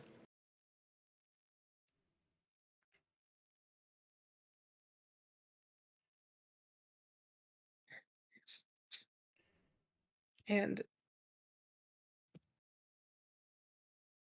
and my people are scattered throughout this space and operate these deep space stations. If my people get hurt again by another one, I'm not sure I'll be able to just sit back. I haven't informed the Queen of any of this yet, but I would have to.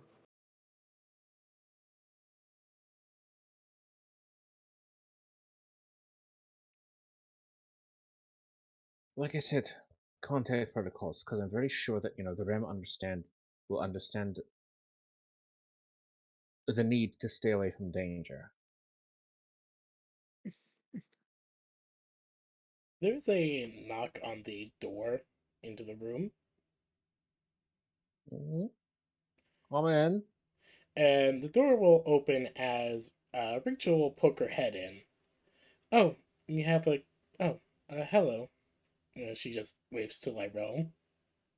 What's Flywell up? gives a kind of very awkward and shy smile as she hides her face beneath her bangs.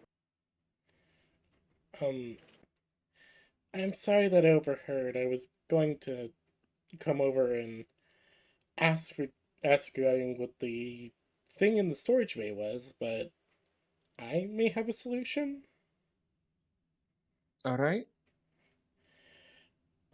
Well, I know for a fact that I woke up in a crater, and I don't remember much else after that.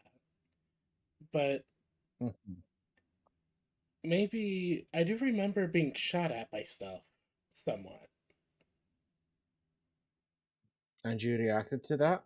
I think it's a bit Mhm. blurry.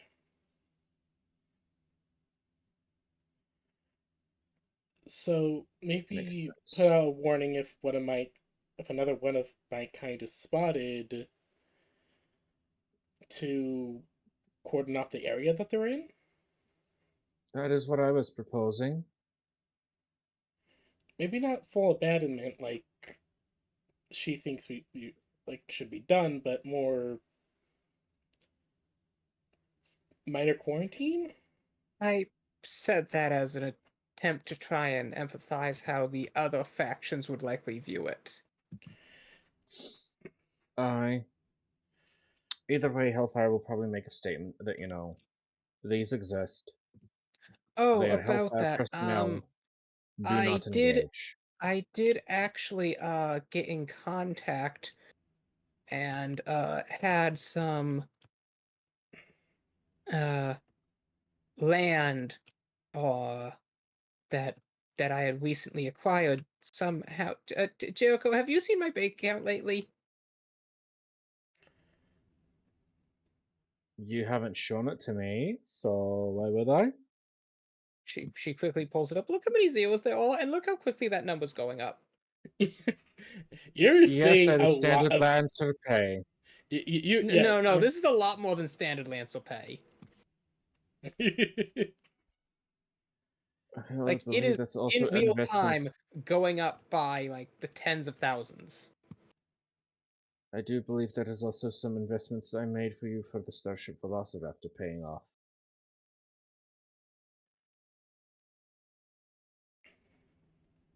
So I've slowly been acquiring some sites and facility, and Mm-hmm.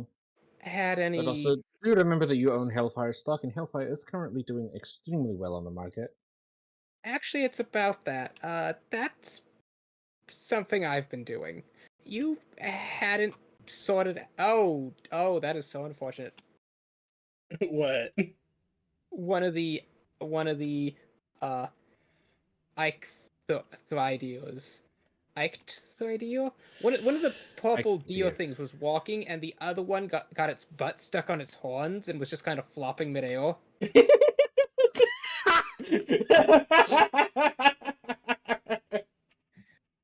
I will size. I've been having Yavin automated systems that had time, and as well some WIM personnel in the area slowly put some of the satellite stations I've acquired into production facilities and have been fulfilling the back orders. Thank you for helping out. And then I may have uh authorized unofficially the shipment fulfillment contract with REM shuttles. The Remora project that Vecna was doing. Well, he never finalized the designs for those. No, but is that the project you were talking about? No, more of Lyril just pulls out and hands you a data slate, and it's just several gigabytes of shipment manifestos.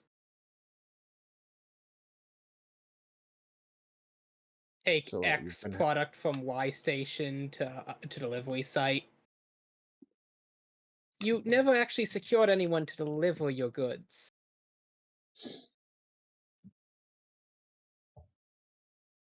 And you currently don't possess a delivery fleet of your own, so I thought I'd handle that.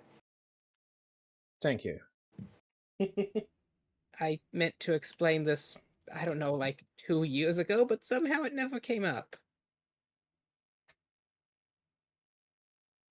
Well, I do hope that Hellfire has been paying a competitive rate for your services.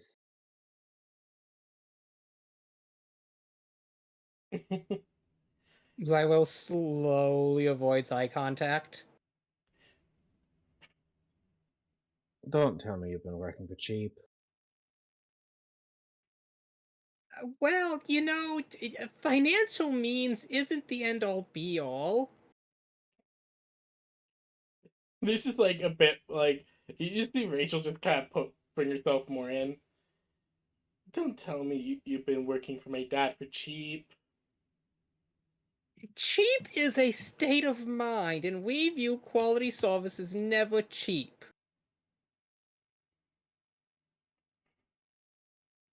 There's just a look of Well, good. confusion. The giant robot. What the fuck? I don't think it'd take Jericho at all long at all to look into the finances and actually see what's going on. Yeah. What, that she's been overcharging him? No, Jericho, I think. Could you give me a math check? What the fuck, Caesar? No, leave it, Roz. No. Oh no! What The the true fuck did he space wolf. Math check. Boom. God damn it! We have a 15. I love perils of the warp. Well, it takes you a moment to figure out the REM methodology of handling this, but you quickly realize that they've been working for operational cost.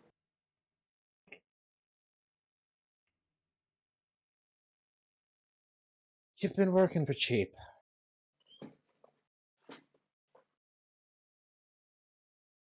Cheap Well, is at least you aren't putting yourself into debt for it, but I definitely need to make sure that you are actually properly compensated for your time.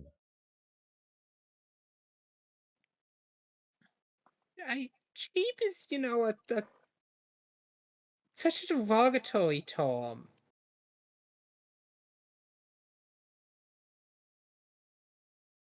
You've been Yes, well, what am I supposed to say? That you've been operating too inexpensively? Not as bad. There's just like a moment before before like bro, you just feel like a tap on your shoulder. I think Dad wants to make sure you guys are actually being paid, and you're not, well, doing I whatever mean- you've been doing. Her Lancer salary is more than she's ever seen in her life. So it's not like she is financially poorer off, Well, but this isn't like whole money. This is like the entire, cost for like the REM fleet personnel that have been fulfilled, that has been working as delivery personnel. like you need to make sure that you're paying your people though. They are being paid. I feel like they deserve to be paid more. You couldn't afford it at the beginning. Well, with Hellfire Yes, well, Industries doing pretty well sure we can now, afford it now. yeah, with Hellfire Industries doing well now, I'm pretty sure Dad can afford it. Right? Probably. Oh, also, your taxes are 6 years overdue.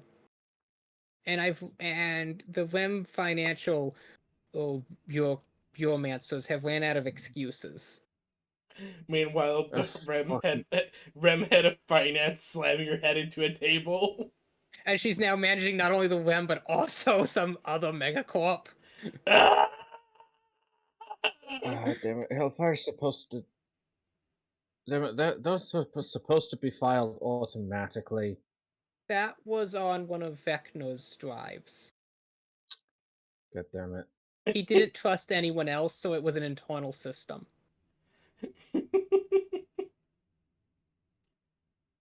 Alright, I'll have to fix that.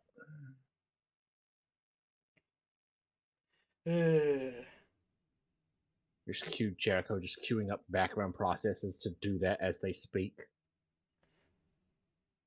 I'm just gonna go back to my room and figure out what this weird box does. Rachel just kind of What flinks weird away. box? She just holds up like a tiny fabricator. Or it looks tiny in her hands. That makes things. Just ask it what you want. Ooh. Oh, it's like my legs. Yeah, she just kind of crawls away.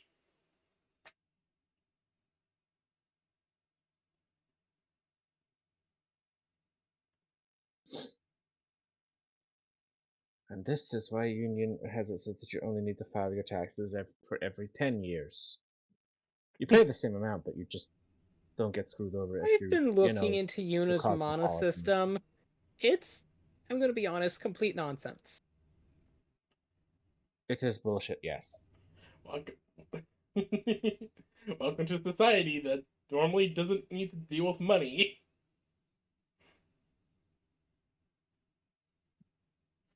I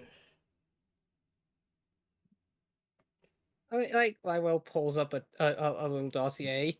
In Union, people do not need to work for money. Instead, they work for the enrichment of life experience. That just sounds like slavery with fancy words.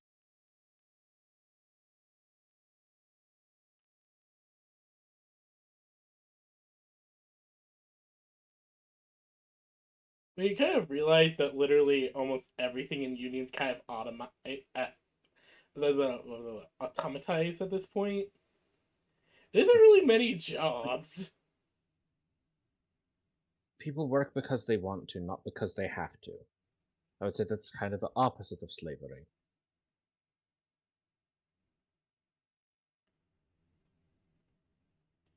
I think it kind of makes their work meaningless. That means their work is fulfillment in and of itself.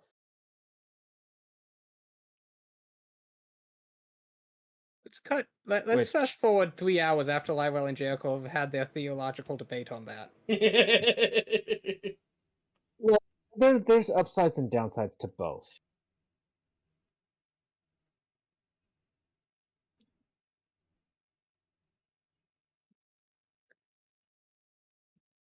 But yes, that is probably a long discussion that they would have.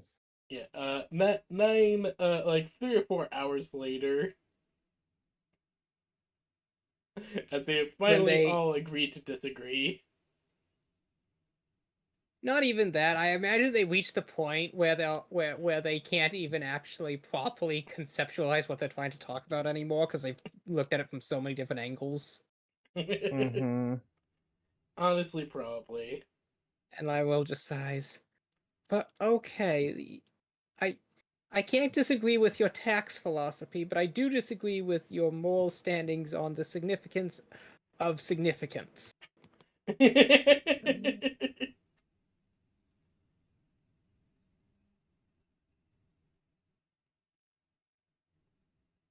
But No. Brain, why? Why tired? Why tired now? Come on.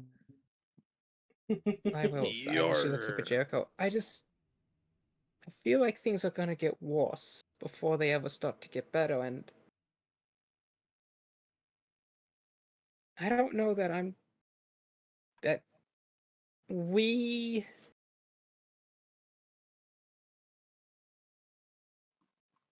I'm not cut out to be a Lancer. And I don't think you are either.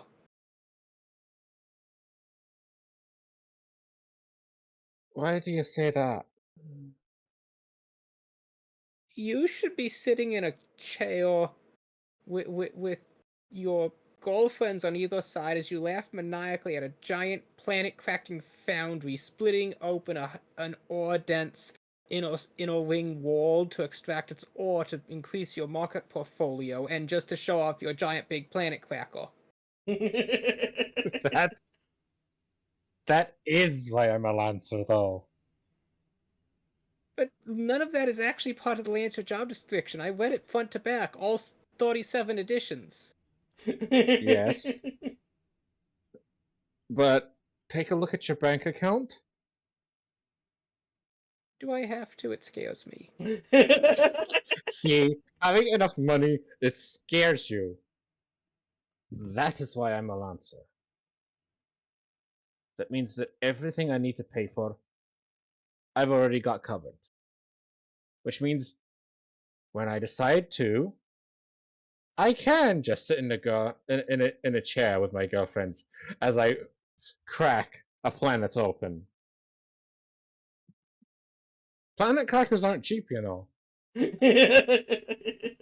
Well, I mean, it depends on your method of cracking. Are you trying to use kinetic or induction? Depends on what type of core the planet has. Not really. I mean, if you moved your standard space cruiser to, warp speeds and then just launched at a planet, the kinetic force would crack it.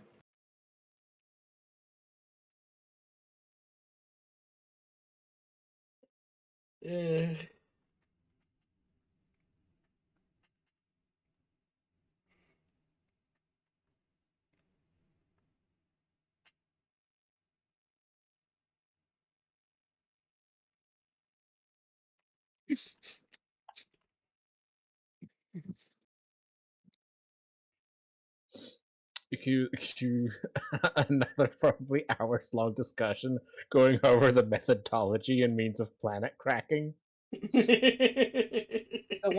So after that, okay, and that's why I'm saying, you'd be in the giant throne of the orbital hydraulic press planetary ring that's slowly constricting as it cuts the planet in half. Welcome to Hydraulic Press channel. Today we're pressing an entire moon. But that's just the point, isn't it? Making a hydraulic press that huge, it's gonna cost so much money.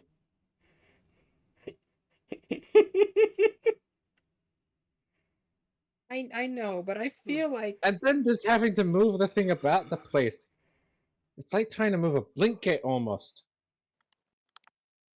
that's my point. I feel like you're not doing it because you're suited to be a Lancer, you're doing it because it allows you to take frontier worlds. Aye.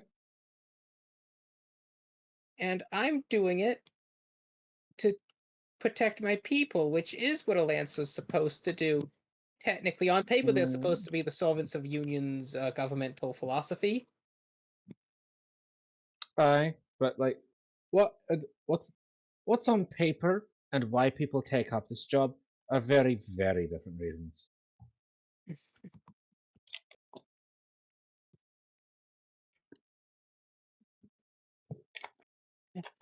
Plus, technically, if you compile it in mech, that already makes you a Lancer, regardless. Union's no, you policy do is need a little wonky certification on that one. at this paperwork. It's some paperwork You and need certification. approval. There is paperwork, there's certification, but basically those are formalities. If you have the aptitude to pilot a mech, Union's gonna do everything it can to recruit you.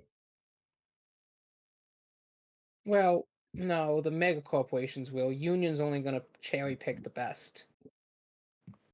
Well, that's true.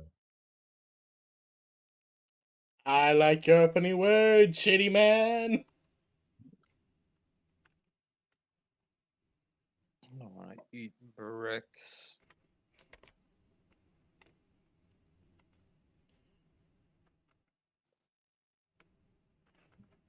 But again, also being a Lancer means I get to blow shit up.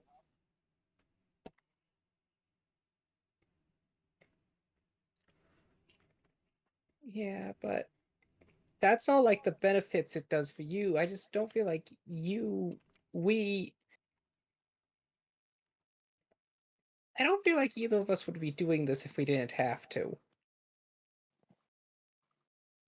I mean, I get to pilot a mech, I get to build mechs, and I get to blow shit up with my mech. And that's basically the core of what a Lancer's job role entails. So I mean, I never became a Lancer because I had to. I became a Lancer because it sounded fun. I mean, that's why I signed up too.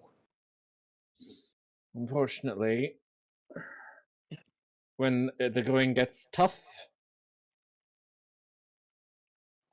Ra decides to eat your best friend.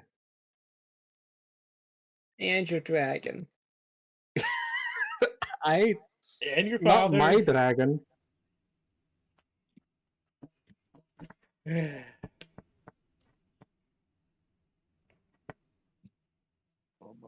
The going gets tough. Ra decides to eat some people you love, and now you're on a quest for murder and vengeance. I Oh god. That's why am but shit. I will sighs again as she like looks at the drink that she's never actually sipped yet. It's like a wine. It's a I vintage. was gonna It's say a, it's it gonna be is a like vintage Merlot. I was gonna say it's like a peanut butter smoothie. Aw. That sounds gross. They're actually really good. Oh, Mm. okay. Yeah, no, there's a reason people go crazy for peanut butter milkshakes. Yeah. It's just basically peanut butter milkshakes Well, are as someone who insanely like good. can't even touch dairy, I would never know. Oh, damn. That's why I I said- keep forgetting. That is why I said smoothie. Yeah, smoothies aren't bad either. It's a little harder to get the creaminess to them, because again, you can't actually use dairy. But Ugh.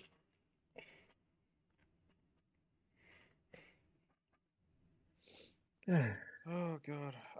I have no ideas anymore for Benny. I'm why am I getting sleepy? It's only 10.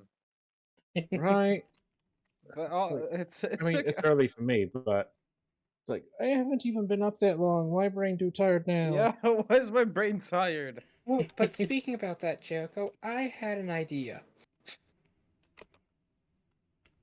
But it's gonna need your people skills.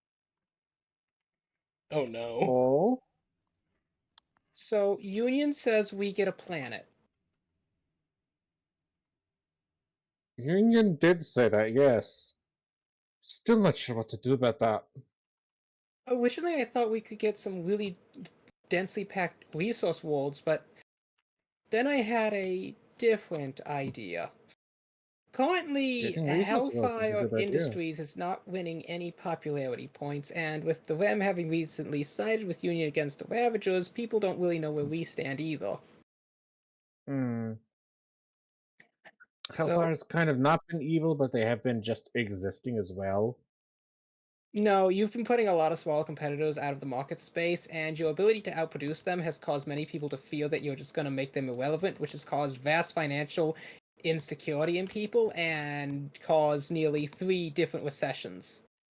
I would hope that we're at least hiring our competition. Competitive pay. Lywell avoids looking at him again.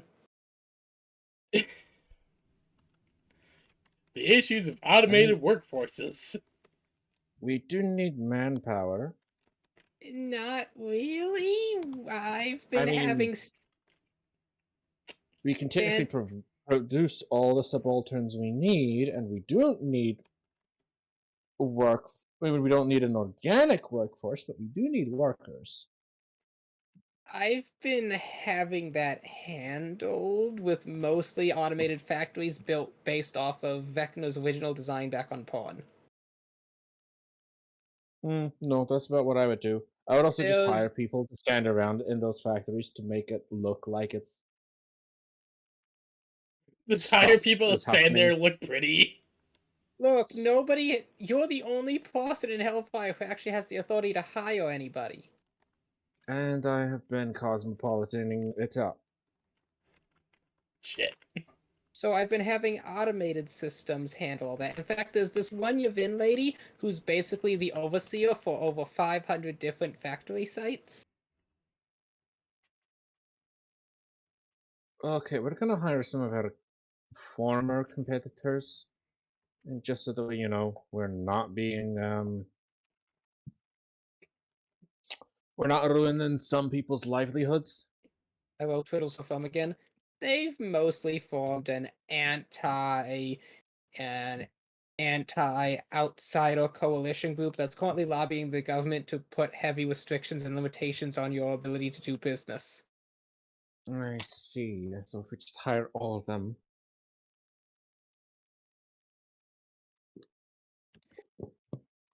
But that looks I'm like we're sorry, I bribing meant to them. mention this to you years ago, but then Pandora happened. Yeah, no, that's fair. We have a lot of catching up to do, such as the problems of being cosmopolitan. Uh-huh.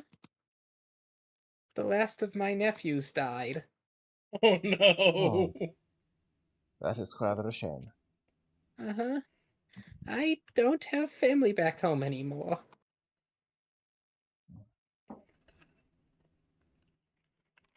Oh god.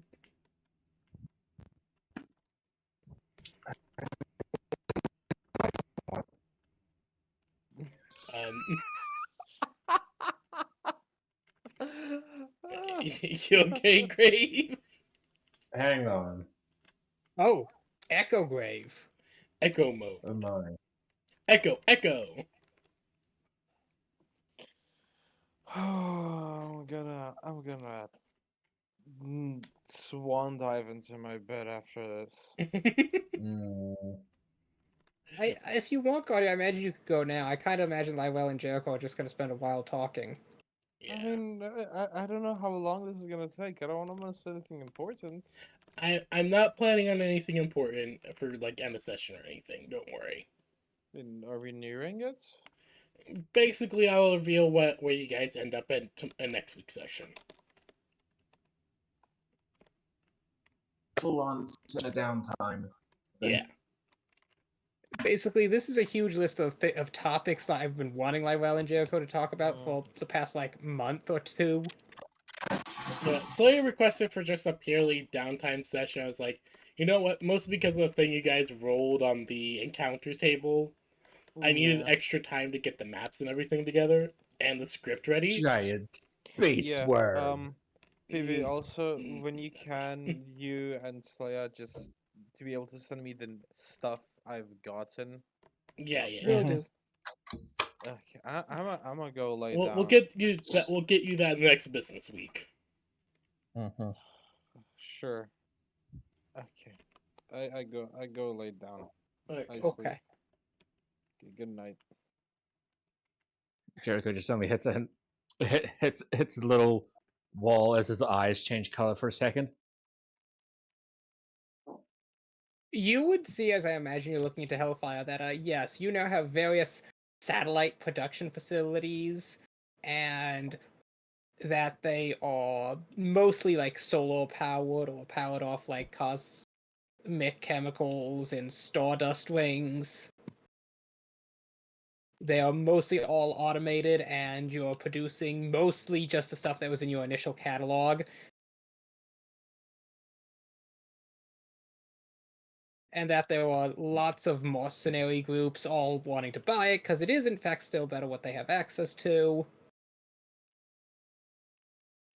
One of your main customers is the not former Ravager personnel militia group. It has an actual name, but that's what it says under, like details. Editor's note: they're definitely not former Ravager personnel. Trust me.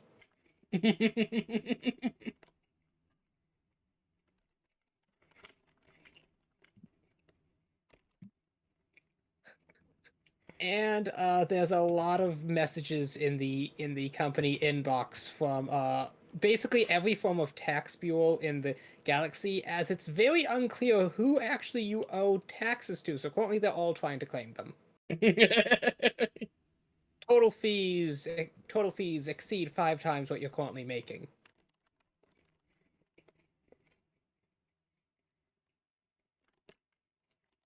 You never Jericho just actually kinda- listed what a governance Hellfire would be operating on, but a few months ago, the Hus Senate did pass regulations that, to summarize it, Hellfire would have to claim some form of at least who they are associating with to be allowed to sell in the galaxy. That was one of the requirements pushed through by the outsiders encroaching group that was formed from the businesses that Hellfire put out of business.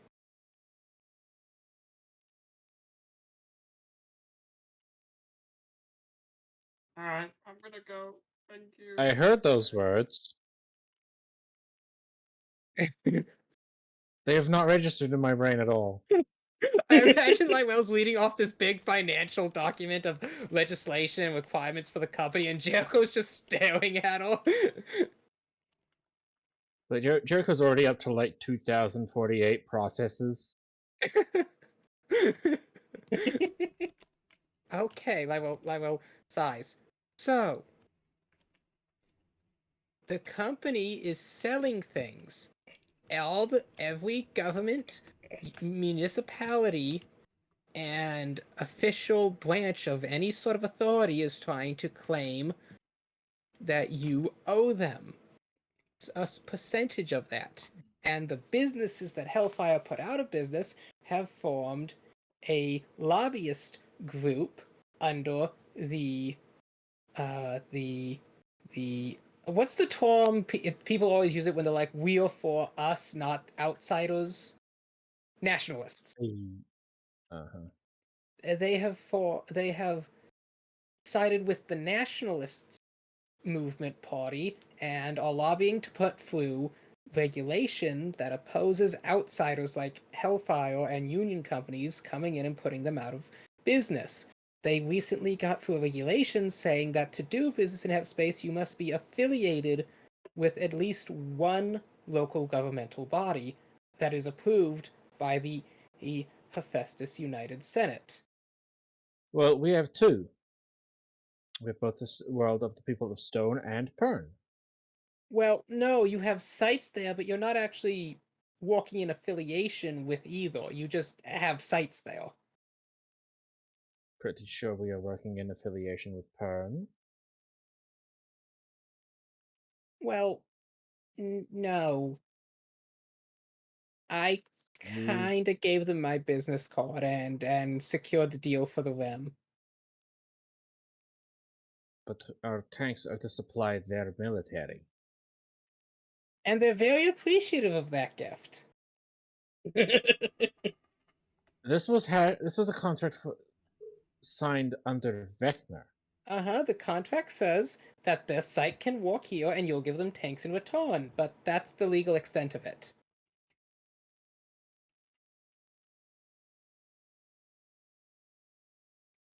He's not wrong. Each of Jericho's eyes is split into like 24 different wedges of a different color as he's just going through all of these multitasking processes. I feel like this Basically, could go you on need for to at least actually another 5 register under hours. some governmental body. I feel like this could go on for another like 5 hours. And It I'm greatly probably enjoying could, it. and I don't want it to. Oh. Like a little more of it, but I don't want like 5 hours of this. I was about to crack out spreadsheets. Oh no.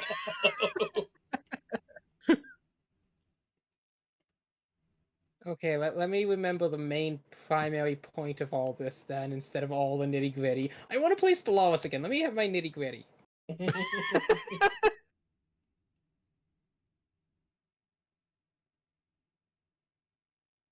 Let's see. There was a reason Lyrel was bringing all this up. Basically, every form of body is trying to claim that you actually operate under them because the satellite production stations are spread throughout the entire HUS space. If you tried to pay all the taxes everyone is claiming, you'd have to pay like 5 times more than Hellfire makes. Which is impressive. Basically, imagine you had a company on Earth, and thus you had to pay taxes to every government on Earth. And now scale that up to the entirety of HUS, and that's the situation Hellfire finds itself in. Well, let's take that Earth example. It's like we then take the total tax revenue, and instead of paying that, it is we take each nation, divide it, and give it a just split percentage. That's an option. Or you just decide who you're actually operating under.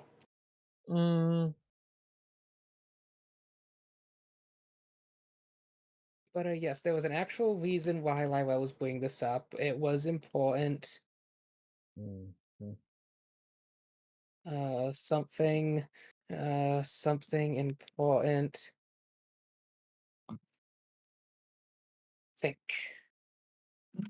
Think, brain, think. Yeah, no, Jericho would choose a world that is under decent relationships with the Rim and Hellfire.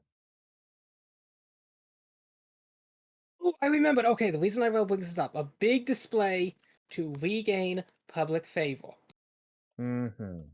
It's going to require manipulating and taking advantage of various technicalities and exploiting Union's warding. Alright. Technically, okay, Lyrel like looks left and right, leans down and whispers to Jericho. Okay. The formerly Ravager-held world of Bethesda Prime is currently being detained under Union regulation. Actually, a bit of By update fo- on that one. Oh. That Lyrel actually got a while ago. I just haven't had a chance to bring it up. The current queen and king of Bethesda is the queen is a member of the Eden Guard, and the king is one of the local nobles of Bethesda, and they have signed a Neat. peace treaty. Oh. Well, that completely undermines what I've been working on for the past 2 weeks. Still, put forward your plan. It'll probably still work. No. If need be, I can retcon some stuff. No, I imagine Lyra would have a plan, then she'd get this news update and be like, oh, never mind, I had a plan. Well, still, I want to hear your What plan. was it anyway? The plan was that I would use my gift of a planet to take control of Bethesda Prime, then do this big public display of returning Bethesda Prime to its own independent rule. I mean, it's still a world you can claim under the Union Raw.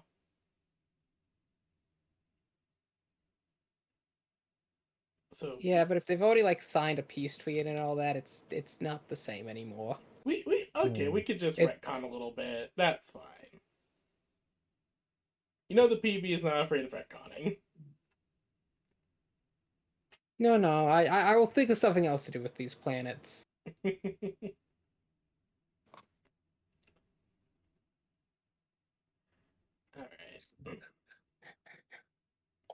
I do apologize. This is just something I was planning for a while and only ever now got a chance to bring it up. Oh, wait, I do have another idea. I have an Oh. idea.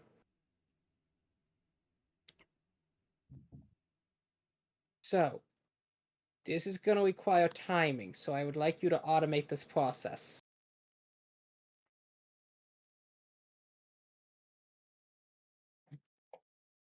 The moment we arrive at the Ravager homeworld and take it for Union, I need you to, at that moment, claim it as the planet you get. Your homeworld being the Forge. Jericho just going, yep, no, this is mine now.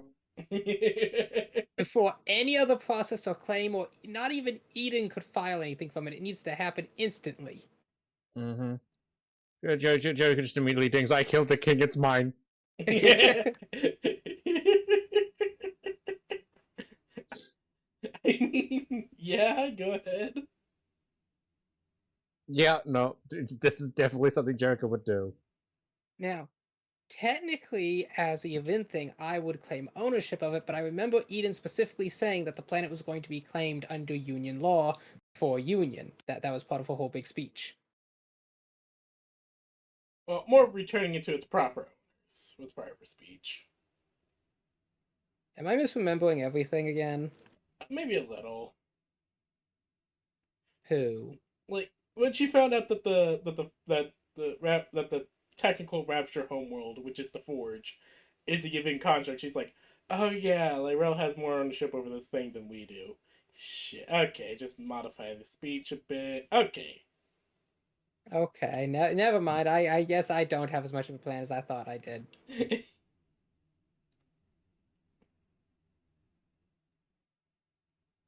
Like Eden fully recognizes the everything that being the successor has. She understands all the rights and privileges she has, and understands that, well, shit, when it comes to the event, I'm really put into a bind here.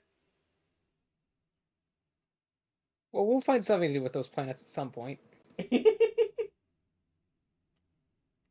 Well, there's one more thing the Lyrell could do that I actually worked really hard on. Oh. The box.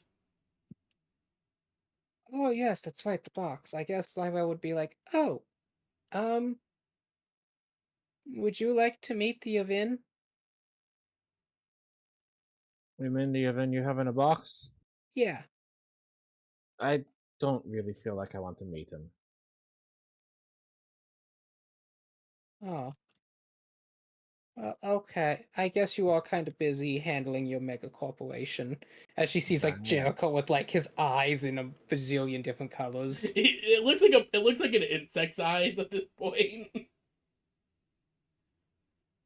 Yeah.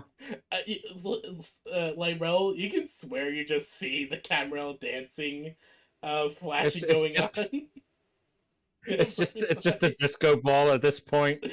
And Jericho would have realized that the REM approach to any sort of administration or whatnot hiccups that they didn't have authority to resolve is to just basically tie it up in delays and just do it anyways. So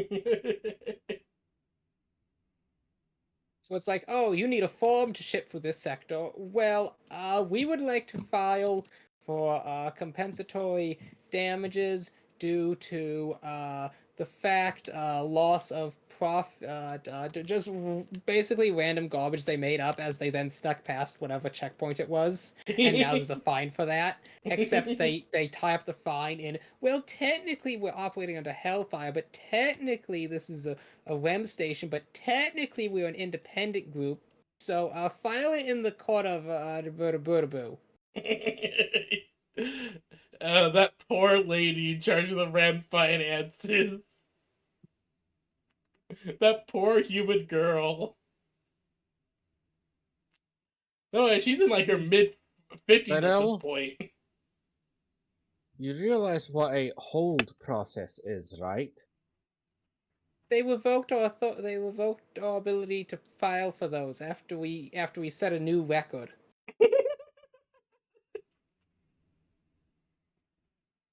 Mm-hmm. You realize it's going to take at least 20 years to to untangle this entire mess now. You have time. I do, but it's going to slow down future development. Level says, wait, that's it, that's it. What?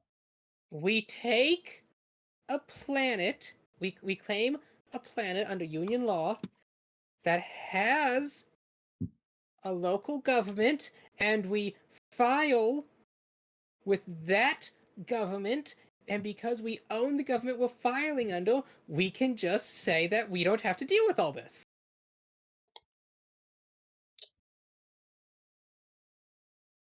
So claim a planet, claim our operations for that planet, set our taxes to 0. Uh-huh.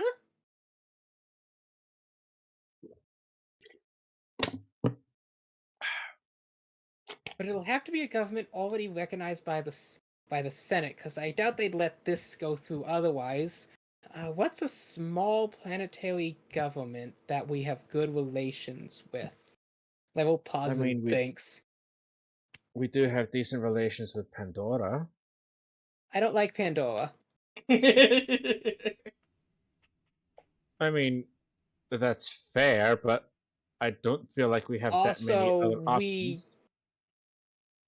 I don't know the legal status of Pandora anymore.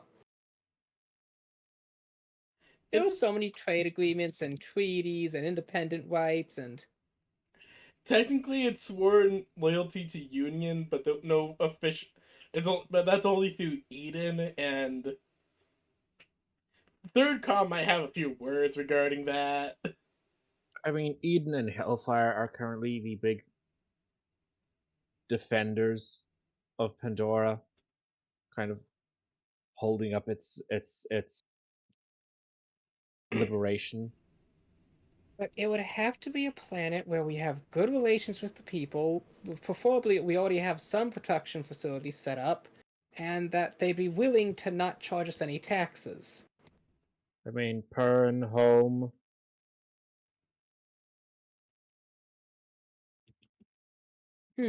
Home.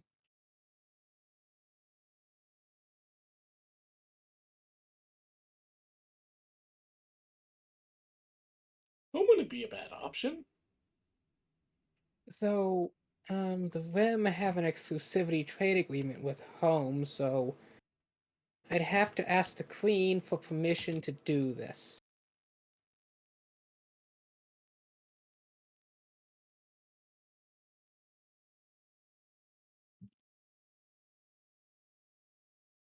I will draft a message to her later. I heard she's kinda busy. She's getting married. The Queen is getting married. Uh-huh, she finally found somebody she loved. Aww. Well, I guess. No, I suppose it makes sense that you people would not marry for political conveniences. Mm-mm. There hasn't been an heir for nearly 32 years now. Don't you think that that's pushing it a little bit? But what else were we supposed to do? She didn't love anybody. I mean, I don't disagree. However, this is one of the reasons why, for most human, for most human monarchies, they would marry and have an heir out of convenience or political necessity. But, but, but, but, It's definitely. I definitely would say it's better to get married out of love, but there are definitely those that have managed to find love because they got married.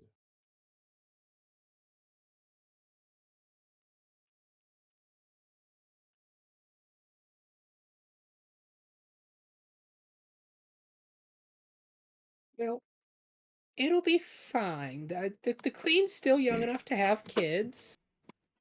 Mm-hmm.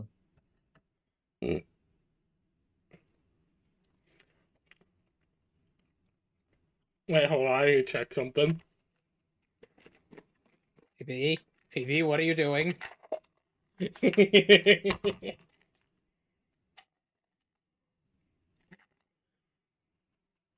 Phoebe, there's an entire populace at stake here. No, I'm just checking something. Oh, dear mother of God. Okay, so that is a 4d4. That is a 4d4 roll.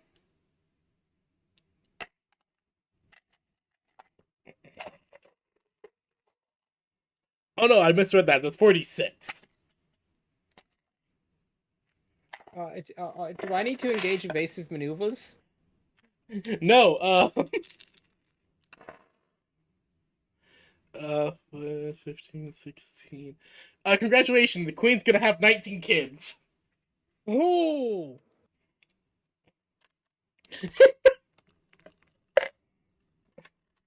She got nat 20 on fertility test. Damn. I mean, knowing the Rem lore, what the queen is descended from, it makes sense. Mhm. So she rolled a nat 20 on her fertility test, and nat 20 on this little chart I have set up is roll 4d 6, and that is the number of children that they will end up bearing before they die.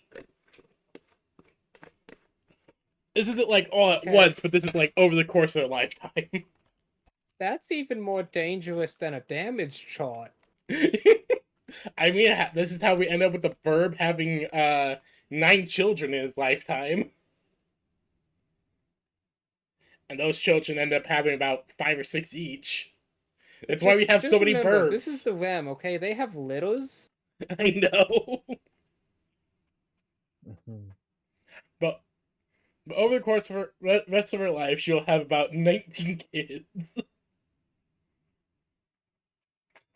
So, yes. Out of character, the throne is secure.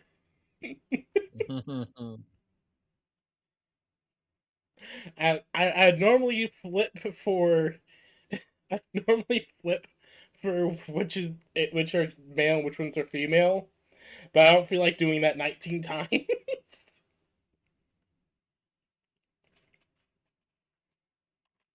Fail.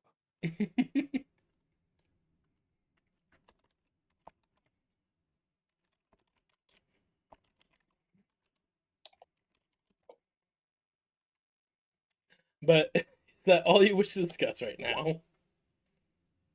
Okay, 1, 2, 3, 4, 5, 6, 7, 8, 9, 10. So near 50-50 split. Okay.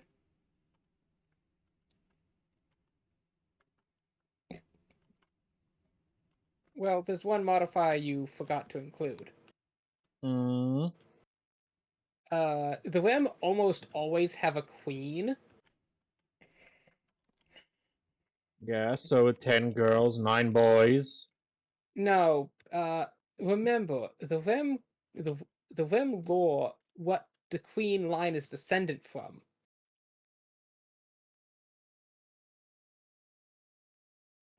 Oh. They're all female, aren't they? Not all, but there's a very high chance of it coming out female. I mean, I can't skew for that kind of probability. Let's not worry about that right now. Or at least I don't Okay. have time to set up a system for doing that. I'm just doing it 50-50. Fair enough. I was just gonna say 90% would be girls, 10% would be boys. Mm. So it means what? 2 boys? 2 boys, 17 girls? Yeah. Sounds about right. Well, that's easier than that's easier than rolling dice for it. Yeah.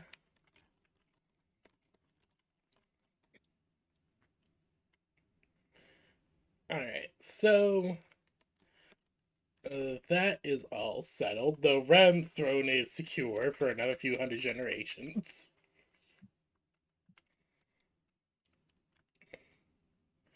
The Realm Throne is secure for many generations to come. Indeed. Now we have. But yes, Lyrel, you are holding the cube. Yes. Lywell will say goodnight to Jericho, be happy that they managed to have this child. It seems like Lywell's doing a lot better mentally after getting all that off her chest. Mm-hmm. And She Jericho's... needed a good unbottling. Yes.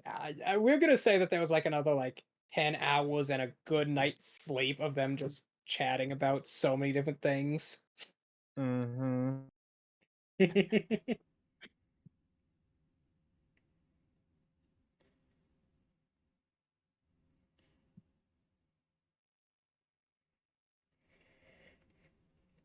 But and then the next day Lywell would approach the cube. The cube, it sits upon a pedestal, cube shaped. Lywell takes the cube off the pedestal. It don't do anything. It just cube. Okay. Lywell takes the cube that is cubing and goes to her little tea room, setting up the cube all pretty like between the flowers and the little tea cakes, and then sticks a crystal tail into the cube. All right. So the process, like it happened long ago, begins again. The process of the cubing. You, Slayer, Lyrel gets to enjoy uh, as she feels herself kind of become a bit dislocated from her body. As once again her non-corporeal self is pulled into the cube.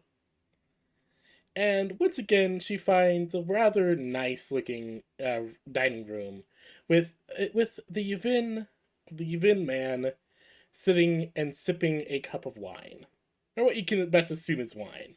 Before he will look up. Ah, you've returned. As he just kind of looks at one of his arms.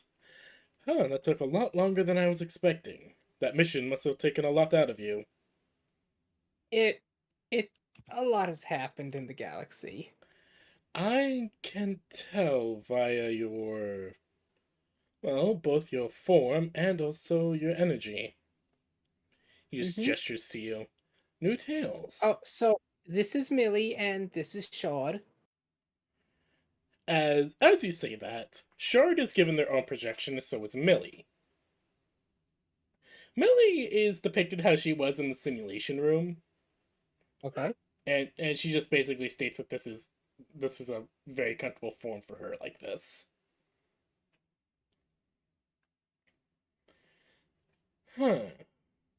Very interesting. Psychokinetic projections of one's own emotional state, and Millie. Why does that sound so familiar? So you remember her? Perhaps. I was never really one for the AI technologies. That is probably where she originated. It's a long, complicated story. But I was actually hoping to ask you some questions. Of course. I'm always willing to answer any questions, especially to the successor. So, Lywell, like, pulls up a little notepad as she gets out, like a collector's edition Hello Kitty pen. Several she appear clicks before it. her. So she clicks it.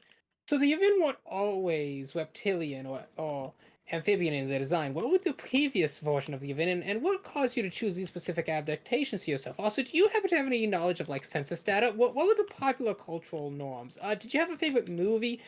Were parking meters a thing in Yevin society? Also, how did you handle intercommerce tax regulations? Also, I was wondering, did you perform like Art Deco architecture, or were you a more space or age age, Slim, RGB type of stylistic choices. Also, do you know what fashion norms were like? Were there different segmented eras, or was it all just considered one standard flow? He will take in all the information and begin answering slowly.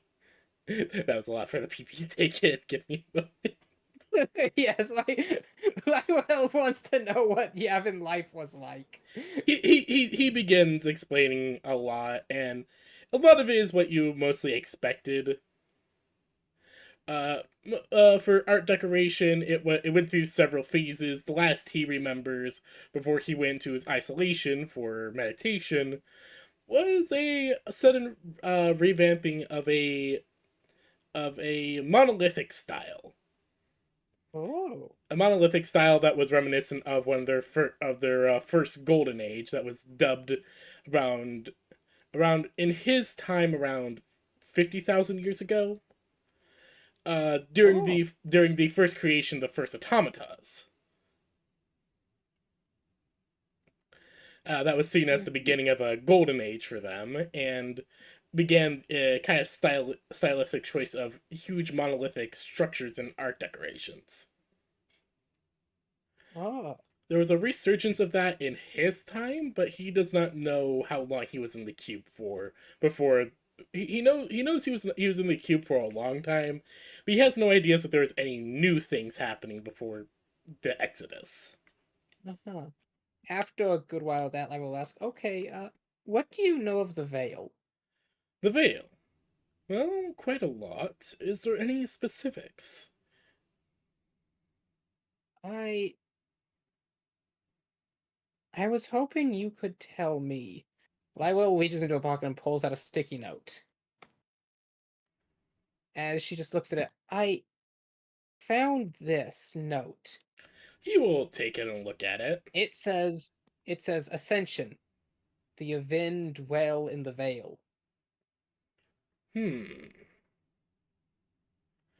Well, that is an interesting concept. And with that, you watch as the room changes from a tastefully decorated kind of dining room-like setup to a colossal library, organized in a fashion that Lyrell would not really understand for a few years at minimum. And filled with alien architecture and art pieces, as he sits down at a desk, what you can recognize as a desk, and he'll just kind of look at the sticky note. Ascension into the Veil. Now, where did such a theory come from? As he kind of just turns around to look at you, as you find yourself now sitting at a like a student's desk, basically. I'm not sure. Thinking about it makes my head hot. Well, then you most likely figured something out, and you deemed it's too dangerous to remember. I have these sticky notes. Ascension, the Avindra on the Veil. You can trust Legion. Do not question Legion. Triple underlined. Most likely you figured something out. Most likely under some sort of protection. And you believed that whatever it was, that Ra would destroy you for it. That's my own personal theory. Well, if you did truly figure one other. She pulls out another note as she looks at it hesitantly before showing it. It says, "Ra is no god." Ah, yes. This. That's all I have. Ah, yes. This whole thing. This is something that our kind were beginning to realize towards the end, before the Exodus was declared. Or at least when meetings for the Exodus were being ordered. I don't exactly know what led to it. My meditation began actually soon before the meetings were to begin. I was planning on meeting with them, but I guess things ended sooner than I thought. Or maybe they just forgot about me. That sometimes does happen. Ra is no god. Quite an interesting philosophical belief we were starting to go into. We were beginning to understand that Ra was indeed fallible, but still had quite great power.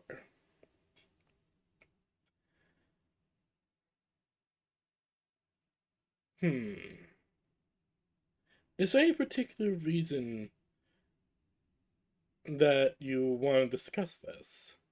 I find it very interesting.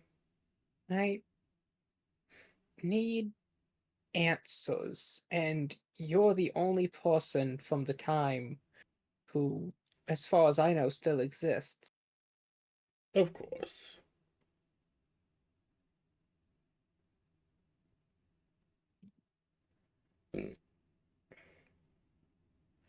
Hmm.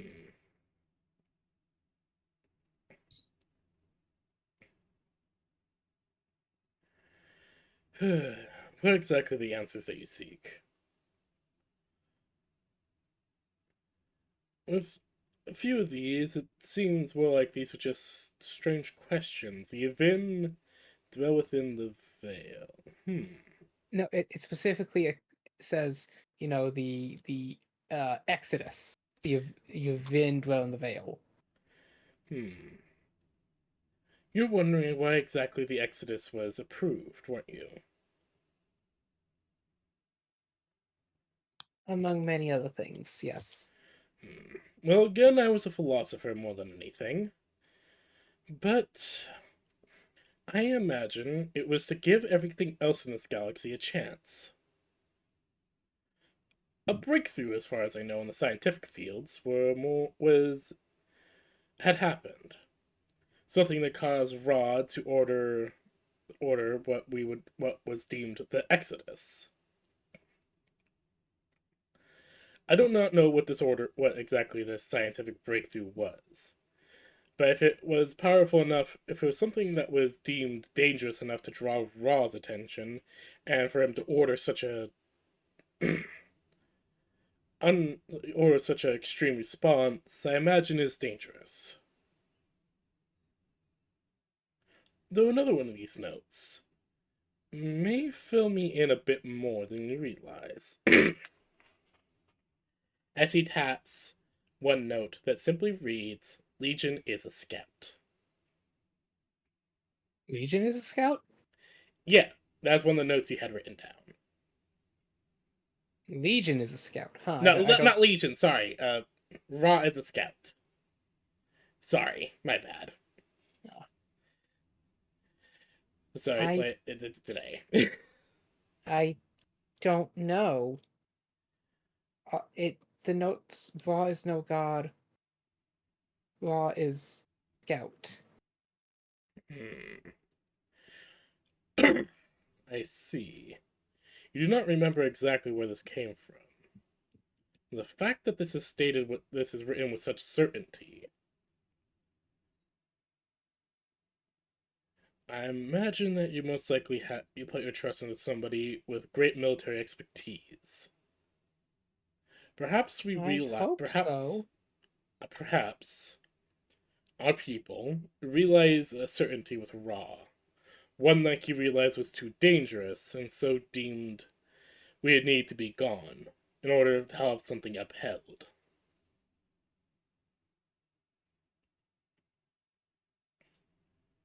What exactly that thing is, I don't know. And I wish I did.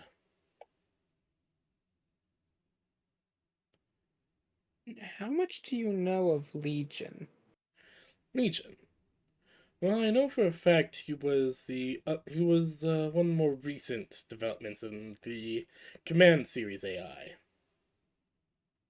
Currently, he leads the Yavin AI.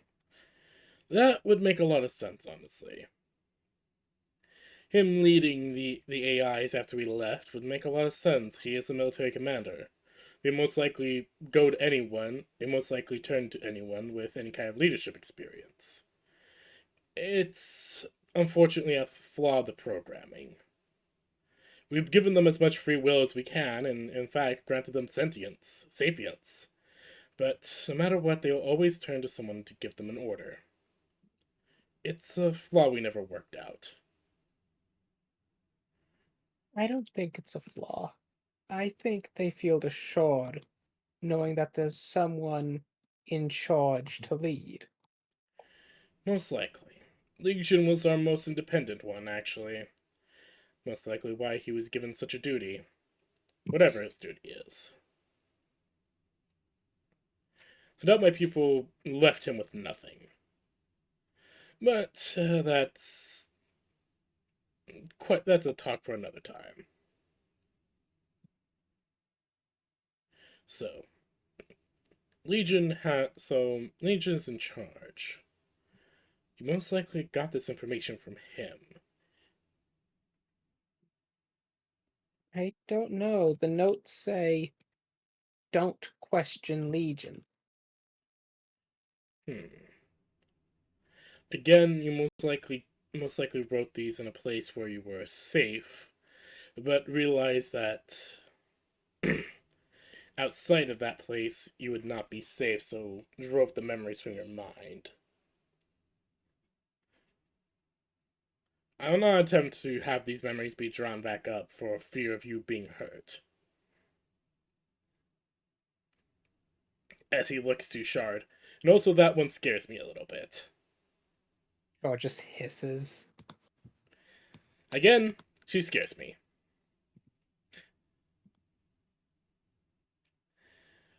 But he will just sigh.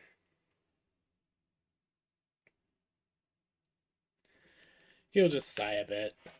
There is a little bit that I have done my best to explain everything. But this right here is most intriguing. Do you believe that we have ascended?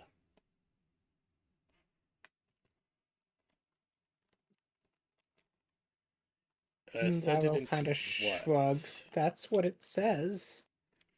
Ascension implies a state of greater being. What kind of ascension would my kind have gone for? In the Vale of all places. My kind understand that normal technology breaks down over time in the Vale. Exposure to that much exotic energy causes everything to start malfunctioning if given enough time. Most Vale-capable spacecraft can only last maybe a year, tops, in there. That's not even working out the problems of feeding everyone. We are across hundreds of worlds before the Exodus. I Hundreds. have some fragmented encounters with the Veil, but I've never encountered any people there. The only things of sentience is my uh, one ally, Jericho. He seems to be suffering under some sort of delusion that he's dating a Veil angel. He kind of perks up. A Veil Angel. Oh, I haven't heard about one of those in a long time. Wait, they're real? He just waves like two of his hands, his two right hands, and you watch as bookcases shift and move at random before giant screens will show themselves and will show various images of Veil Angels.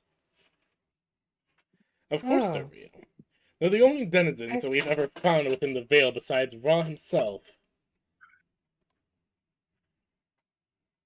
I thought Jericho was just having Veil-induced hallucinations from exotic energy poisonings. No, he is not. He must have high Veil affiliation then. Very rare. If he was exposed to as much Veil energy as I'm expecting, if he was able to have an encounter with a Veil Angel through, most likely, chat's encounter. Veil Angels are interesting creatures. He has this fancy arm that seems to channel Veil energy. Ah, a gift from one of them then. I asked him about it, but he doesn't like to talk about it. Well, I can't imagine what he's gone through. I'd have to talk to him myself for any of that. I tried to bring him in, but he didn't want to. Well, he's most likely busy then. I kind of accidentally caused his company to get tied up in 20 years worth of bureaucratic headache. The issues of the mundane. Sometimes I envy those things. But back to philosophy, as he'll grab one of the bookshelves and kind of just pull it away as it just starts rolling out infinitely until it stops and grabs a book. He grabs a book and then we'll place it onto the table. Now, there are a few terms that must be understood when it comes to dealings with the veil, especially with people who have been exposed to high amounts of it. People like you and your friend. As he will put down the book, and he watches the text automatically translates from Yavin into Catenic, stating understandings of the veil, of becoming veil born and becoming veil touched. Oh. And the pages will start to flip on their own until they reach a page. The text translating immediately, as you're seeing diagrams of a Yavin who has died and has been dissected, showing weird abnormalities and growths and other things within their body. A person who's been exposed to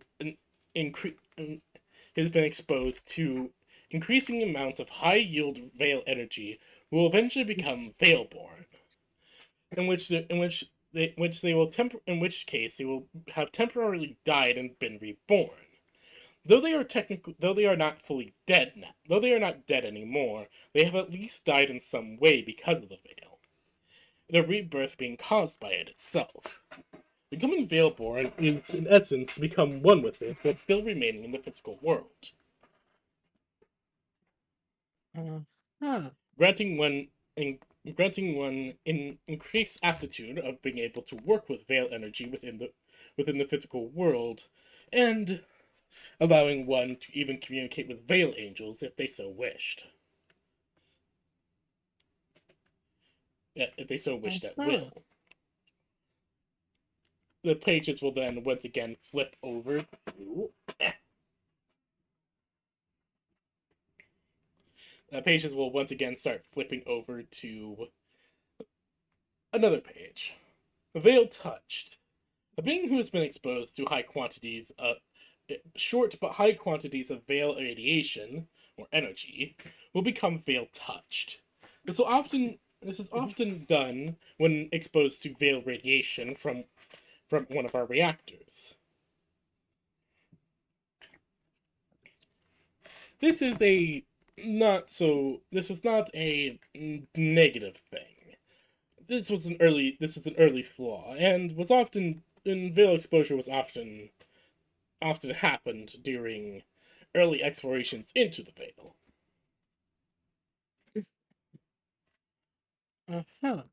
One of the men becoming veil touched often meant that they were exposed to high enough quantities of veil but did not expire. And would often coincide with the meeting of a veil angel. Veil angels are peculiar entities, as another chapter is brought up to the study of veil angels. Veil angels are completely incorporeal beings, though they can be drawn into the physical world via certain means, often through some sort of summoning apparatus that they have blessed. Blessed is using quotation marks, and it's also an asterisk, stating that with an asterisk by it that basically states this is as close to a translation as we can get between our languages. Cheat! Sorry, she's chasing flies and she's running across the back of my setup. Get him, Chi. I know she will, but And and because of their ability to exist within our physical plane, it's led to many theories that Veil Angels were once beings of similar dimensional planes that have, well, left their home plane and decided to dwell exclusively within the Veil. Though we do not have much evidence supporting this.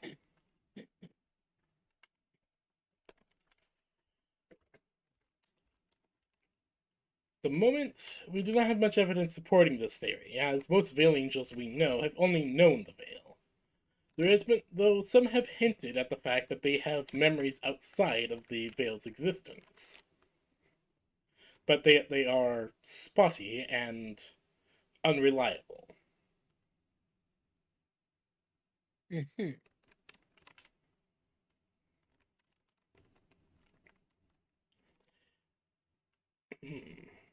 So if you're so with this theory in mind, I imagine that you believe that my kind have become Veil Angels.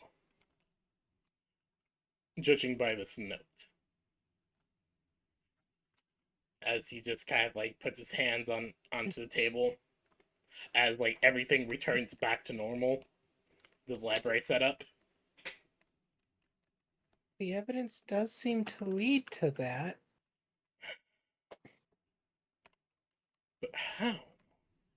From my own understanding, even becoming Veilborn is a very rare event. Very few could survive to such a process. You are incredibly lucky, as he gestures to you. About that, I remember I I had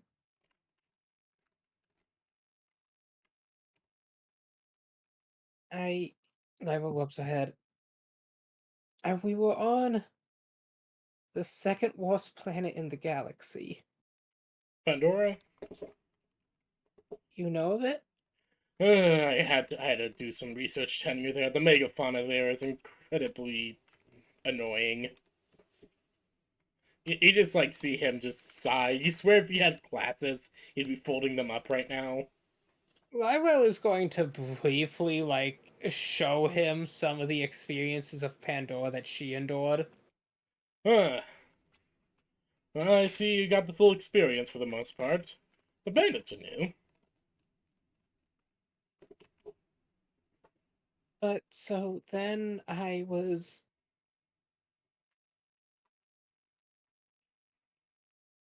fatally wounded, Hmm. and I seem to have slipped into my own metavolt within the veil. Hmm.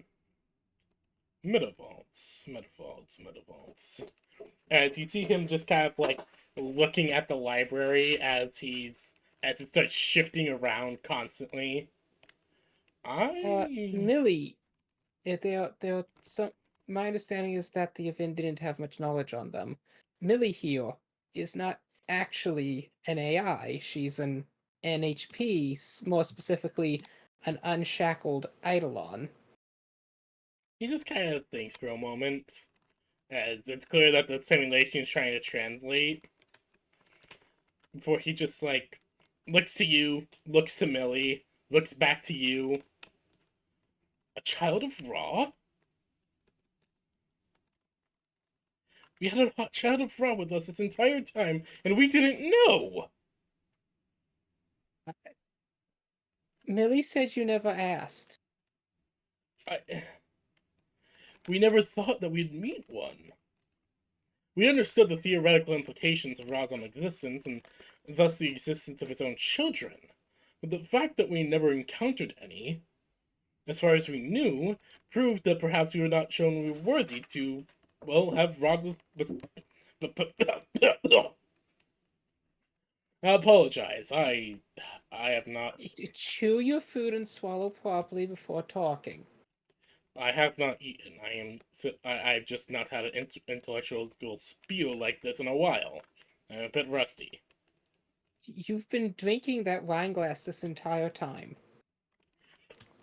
He looks over to one of his left hands. I keep forgetting about that. I don't get drunk in here, so I just kind of drink whatever.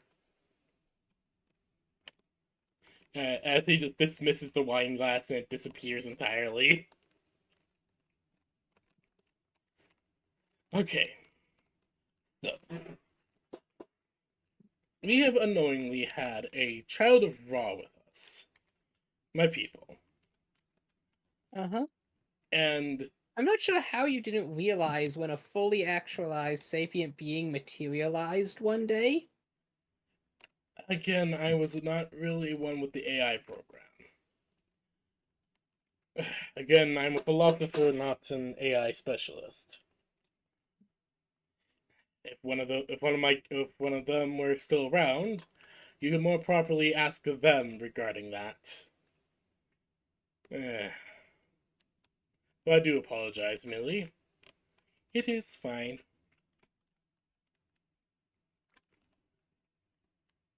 But from what I do understand, if Millie is one of them, then there may have been more that we just didn't realize, but the issue was, and still is, a fully actualized sentient being. No wonder we confused him for one of our AIs. Though the one in charge of her project might explain why he requested some of the things he did.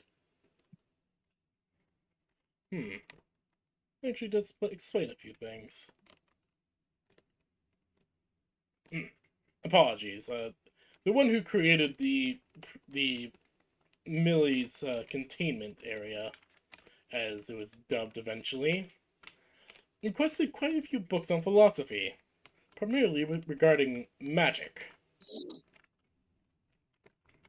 thaumaturgy, and the like.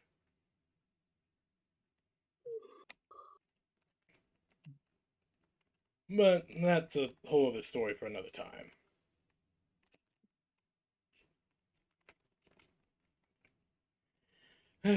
So, Child of Fire was with us the entire time. You believe that my people have ascended into becoming Veil Angels. This is Those are your words, but that is what your evidence does point to, yes. Of course. Apologies, I did not mean to put words in your mouth. Question is, as he just sighs and rubs the face, how do we test this hypothesis? I'm not sure there is a way to test it.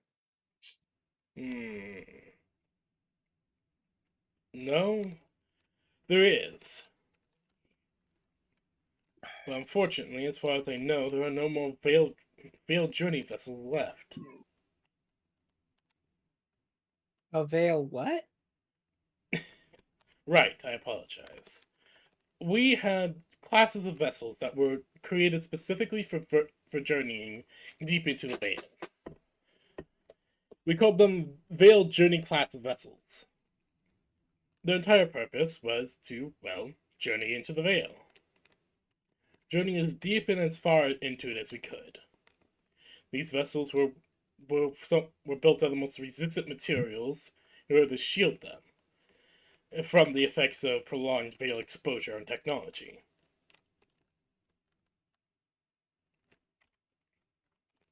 You have to understand, in the Veil, technology is under constant attack. Even Veil power technology. Veil power technology has a tendency of getting overloaded when it's in there, and normal classifications of technology tend to burn out over time. These vessels were created with the exact purpose of, well, journeying into the Veil and exploring as much as we can. It's actually how we met the first Veil Angels. Well, our first contact with them, at least.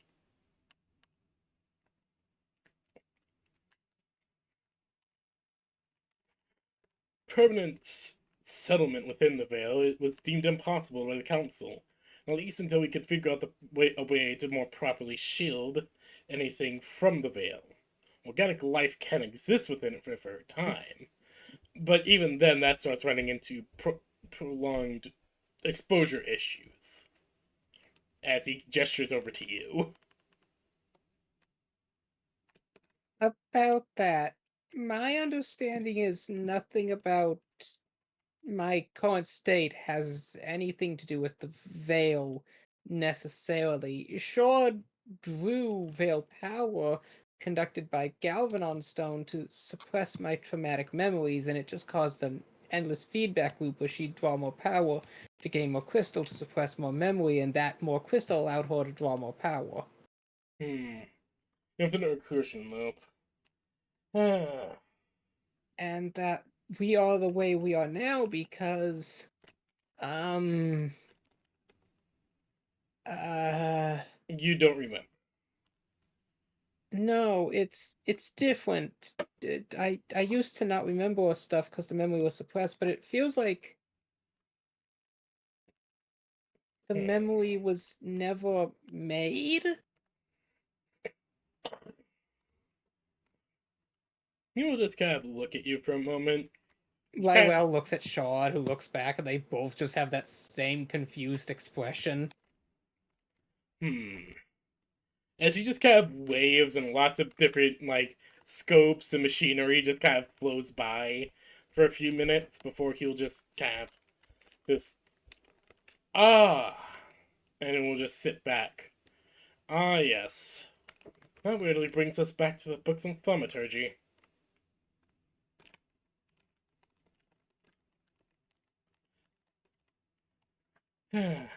Well, I don't know how else to say it, but you've been touched by magic. He just sips a cup of tea that appears.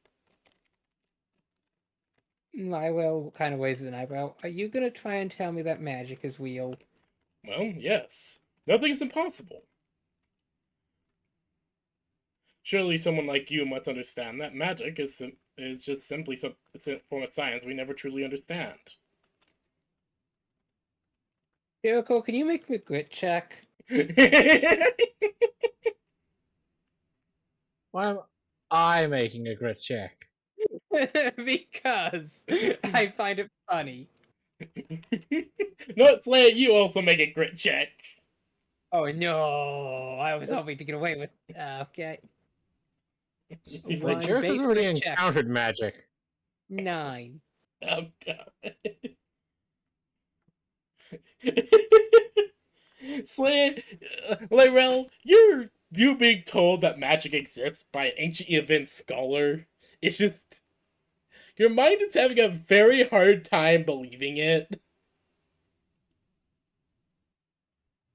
Look, ghosts and magic are just things people say because they don't know better. Ah, yes, that old conundrum. Magic does exist. I will never not tell you that. The thing is that our realm has just been cut off from its source. Our world is, in essence, just been cut off from its source for a longer period of time than it had access to it. Why do you think so many legends exist within many cultures? Not only from my own, but most likely from yours as well. Unscientifically developed nations making up phenomena to try and explain mundane occurrences around them without the proper scientific theories to apply? Well, there's also that, but there's also evidence to support the fact that some of these things did exist at some point. I don't exactly know what the proper term would be, but essentially the lines of magic that span the universe are weak. You're starting to talk like this girl I knew in middle school. I didn't like her very much. She'd always go on and on about her crystals channeling magic auras. What nonsense are you talking about? That's what I would tell her, and she would hold up a piece of rudimentary quartz. I know because I spent months learning about geology. Yeah, G. It's not geography. Geology. Geology. Yeah, she would. I spent months learning about geology just so I could tell her what the stones actually are. But then she'd hold up a piece of phosphide and say that with her emerald she could cleanse the psyche of impurities caused by the misalignment of geological structures, or that a piece of rose quartz could mend depression. He just blinks at you, very confused. Okay, I get what you mean. Look, I understand that it seems weird. And I understand that such knowledge is hard for you to believe. Believe what you will. I'm just speaking from from an old scholar's experience into many different fields, and from the fact that, well, I'm older than your entire species. How would you know that? Well, actually, I don't know. Judging by the, actually, I would not know, but I know my species has existed for a long time. Though I do not exactly know what kind of timescale yours uses. You have me there. Well, you have me there then. But I can tell you this: there are some forces that are mystical but can be explained. You just need to look in the right places to figure them out.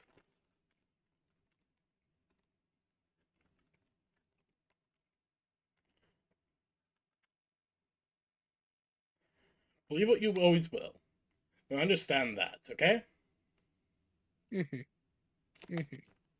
I will slowly nods. So long as you don't start telling me that, a piece of pyrite calcifate could allow you to predict the future geological heavenly bodies, auras, and their effect on tomorrow's harvests. Great, now you're sounding like my high school Spanish. You sound not my high school Spanish. No, great, now you're sounding like one of my high school teachers.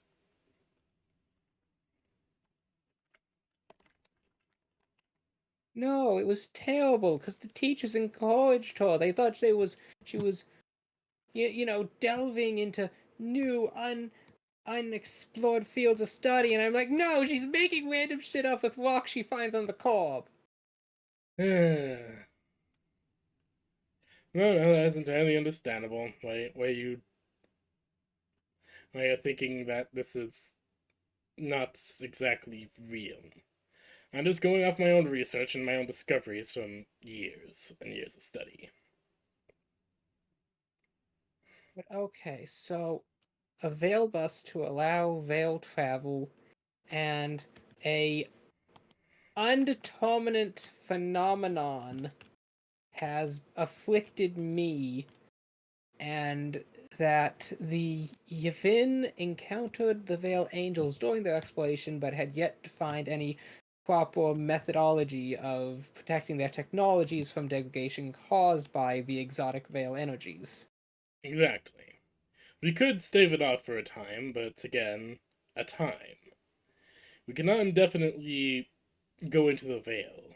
The fact that, according to you, the Exodus was approved most likely meant we didn't have a choice. Then is it possible you never did create technology that could survive in the Veil? Depends. How long will the conferences go? How long did those conferences go on for? How much time were we given by Ra? So many factors that I do not know. 2 years at. Would I well remember the date given? Yes, for the most part. Pulls out a sticky note that just has a number, that just has two dates. I'm gonna say she has a sticky note and it has two dates. One is the date of the conference, the other is the date of departure. Right. Those look about, if you're reading the time measurements correctly, about 4 years apart. And he just looks at this and kind of just thinks for a moment.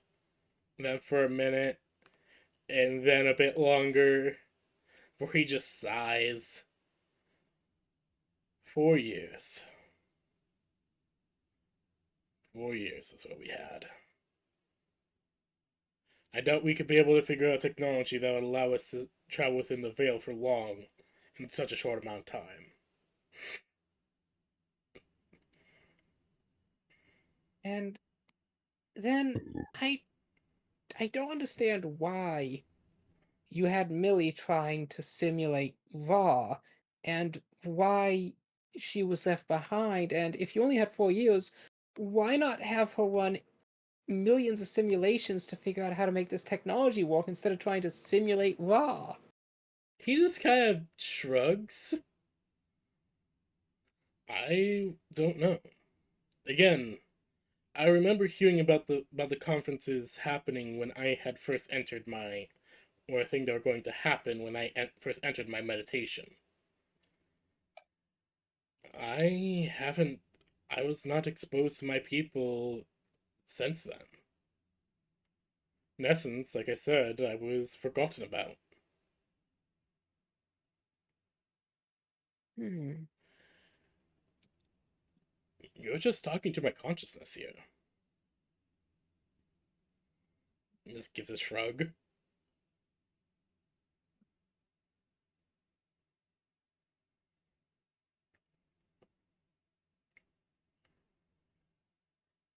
Lyrell nods. Well, alright, let's say,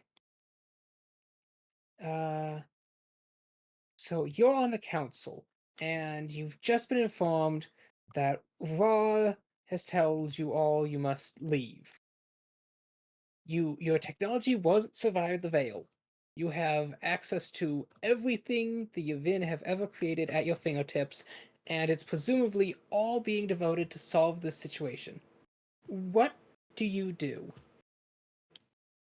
We devote everything we can to it. But Mm-hmm. that runs into the issue, the fact that everything we can might not have been enough. If Okay. technology was being developed over the course of these councils, and we were giving everything we have every day, every night,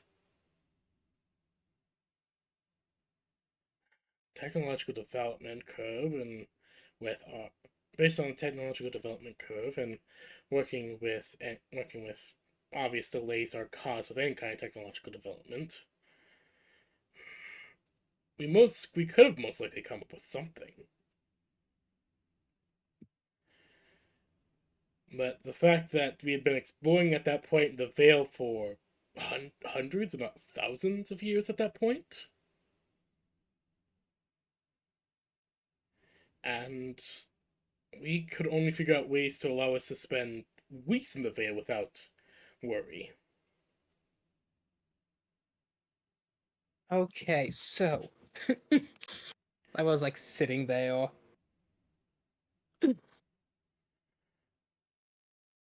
It slowly went from hours to days and eventually weeks of exploration without needing to extract the ship and have parts be replaced and shielding refocused. If we focus that hard for 4 straight years, hmm, The failure of technology is an inevitability. that is something we realized. So I will tilt her head one way then the other. The Yavin well in the Veil. What if your people were adaptive? You created your current likenesses. He just kind of nods.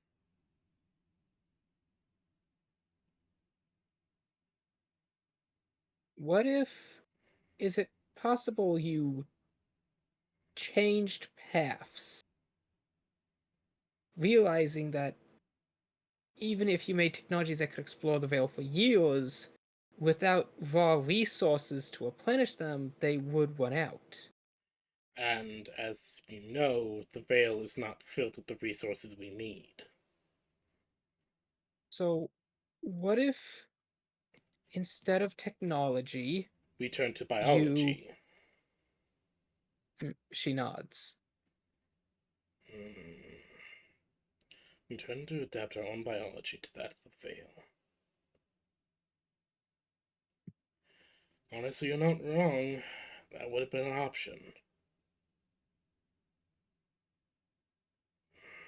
My kind are not very fond of such notions, but it is my understanding that we're really kind of alone in that view in the galaxy. Everyone is allowed to their own wants and desires. Trust me, there are many among my own kind who did not believe that explorations of our biology any further than already had would be worth anything. There's many amongst us that believe that we had already reached the peak of our own kind's evolution, or simply that going any further and changing ourselves would mean losing who we are. That's a sentiment I can greatly share, but facing the extinction of your people, Facing the extinction of our people, many minds and people would change. Facing extinction, we're facing a fundamental change to ourselves.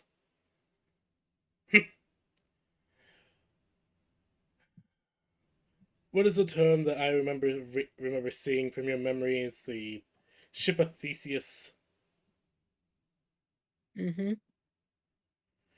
Huh. the Veta theorem. The Veta theorem. So, using that, is that kind of conundrum then? Is it really the same thing as what it was in the beginning? Or is it still the same thing, but just a new name? New form?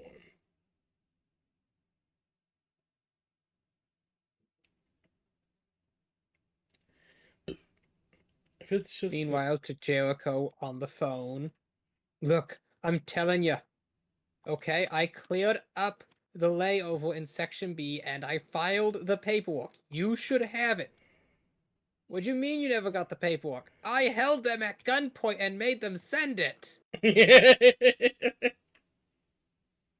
Don't make me come over to you. I will do it. I'll change the direction of this gigantic dreadnought. So help me God! So I see that you're unwilling to negotiate, that you are unwilling to cooperate on this matter, sending his squad. Sending some Baldurn hit squad. Sending a hit squad, and then one of the engineers picks up the phone and calls Jericho. Hi, I'm the current manager of satellite manufactorum site 8/B in the Kleinstar region. I just received an order from a Mr. Scary alcoholic CEO man to initiate a hit squad protocol. We make luxury toasters. Luxury toasters. Except, Jericho wouldn't be connected to that. No, I imagine that's the moment when he realizes that Lywell doesn't understand his system. So she's been building the sites and assigning them tags based on WEM methodology. Oh. Oh no. So what under a Hellfire code should be, an assault on production facility isn't. Except this is a hell. There is no way that Jericho will let it get that bad. There just isn't. Okay. At this point, I have to put my foot down that Jericho will not let that sort of disorder get in the I way. thought it would be funny, but fair enough. Anyways. Very well. The phone picks up, and it's the same thing. It's the person there is saying that, okay, so we make luxury toasters and hit squads. Would you like us to send a complimentary toaster with the hit squad? Complimentary toaster with the hit squad. Is He's that not unacceptable? He isn't ordering for a hit squad to be made. He is ordering standing forces. Oh, okay, okay. I misunderstood. I thought like you were commissioning one to be produced. No, no, no, No. no. He already has one Not- on standby. Yeah, no, I said sending hit squad, as in he is sending one in now. They're going to go and They're gonna go and do hit squad things. yeah. Like how subalterns It's- do it's subaltern literally- things. It's literally the corporate version of I see your life is forfeit. Ah, okay, okay. That's great. Let's see. I'm trying to find Jericho is something. just literally in the line of, okay, I do not have time to mess around. If you're intentionally going to mess around, I am just going to cut straight through you. Literally, even.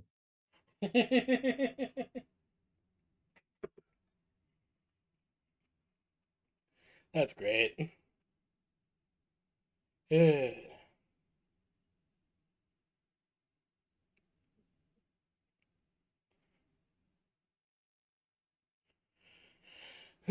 So, Okay, I apologize for the misunderstanding.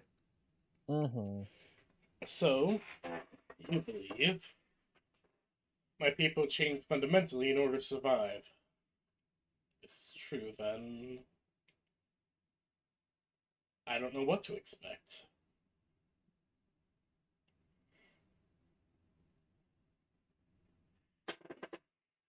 I honestly do not know what to expect from my kind.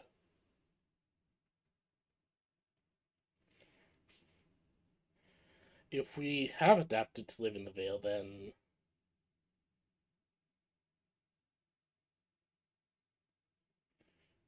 well, again, I don't know. What do you think would happen?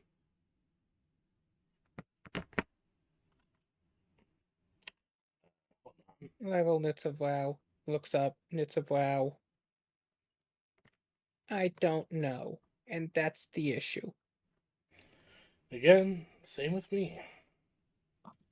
But the fact that we don't know is quite interesting.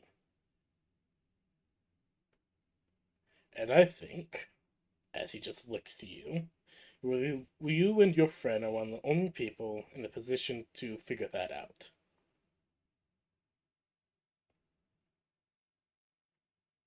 Hmm.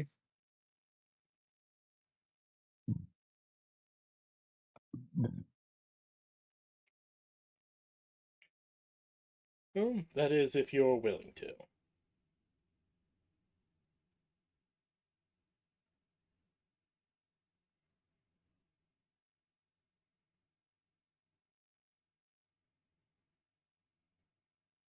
I don't think there's a way we're going to avoid figuring it out. I imagine that your path it's most likely something that will come into conflict with Raw then.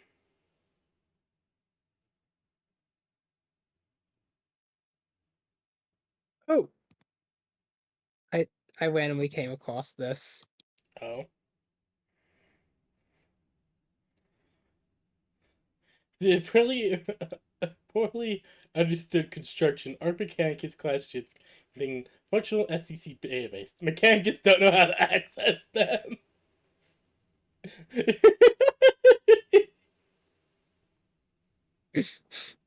Yeah, that has always been a funny thing. Yeah. They know these ships better than anyone, and they don't know how to fucking access that shit. So just imagine the day that they do. I think there's an actual AI in these ships that like makes them forget anytime they do, though.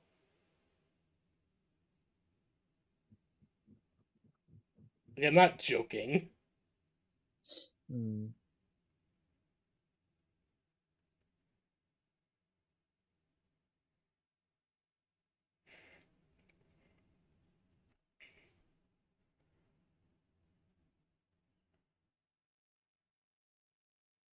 But No. I just imagine the day that one is like, ah, humanity is saved. Please share with us your secrets. No. What? What do you mean? No, don't wanna.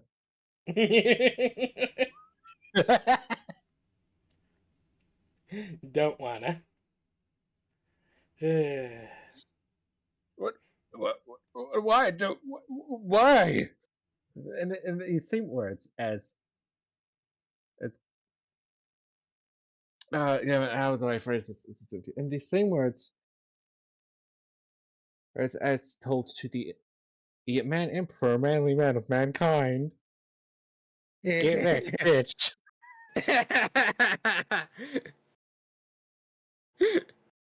Oh, it would be Yavin. Okay, I've been trying to find a meme.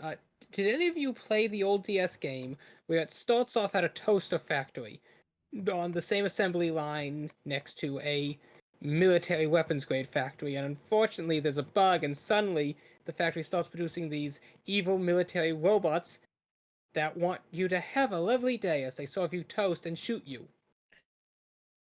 Okay, that Nope, sounds I'm like an pretty sure I amazing missed game. that one. That I- sounds It's a hilarious. unit management game. The whole thing is to build your towers, produce more units. Okay, that sounds like an amazing game, but like Yeah, I that does don't sound like an remember it. amazing game that I have never heard of. I know that's what I've been trying to reference subtly, and I've been trying to find the image to post it. Mm. That you know, produces military units and luxury toasters, and suddenly you have these assassin bots that that say, "Please have a lovely day," as they shoot you and make toast. No. That sounds like an You have amazing the- game. You have these luxury toasters that are assassin bots in disguise. What is this? The plotline of G-Force? It's because this is sounding like the plotline of G-Force. It also has time travel and causes the apocalypse, and the robots cause the apocalypse. But it's okay. Your character survives the apocalypse because right as the nuke falls, your friendly robot picks you up and shoves you in his chest. And because, you know, he's a hardened military grade unit, he can take a nuke on a chin and you'll survive. Ah, yes. The game was pure zaniness. Yeah, no, it That's sounds wild. like it. It sounds like an utter gem. You know, this sounds like it's just an utter amazing time. Okay. We have the physical copy. Give me 5 minutes. I'm gonna go dig it out. Okay. No, you gotta love like those gems of games that, Yeah. that you're just like, what? That you find it, it looks harmless. At the end of it, it's like, what the fuck is this? Yeah, no, those games are always the best. Like, I remember And then you- the Lego RTS. The kind, the kind of games that make you go, yeah, I don't need drugs. I've got this. This shit's better than cocaine. Oh, do you remember the Lego RTS that was like pirates versus ninjas, knights versus samurai, aliens versus astronauts? I do not remember there being such a Lego RTS. No, the only Lego RTS I know of is Rock Raiders. Hold Which- on. Rock Raiders is so fun.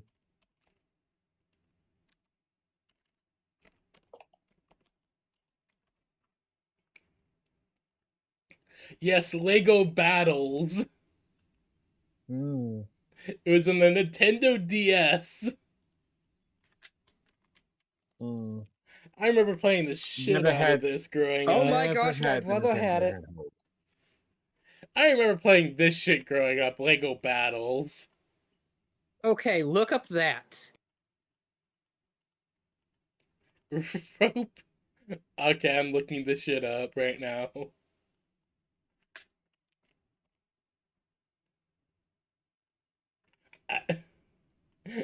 Oh my god. That's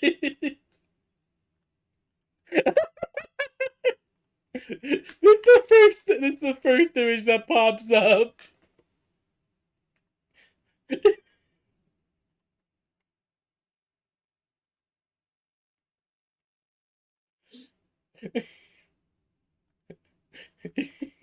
Robocalypse. Of course, it'd be named like that. Oh, Okay, why are so many images with this giant titty fucking scientist girl?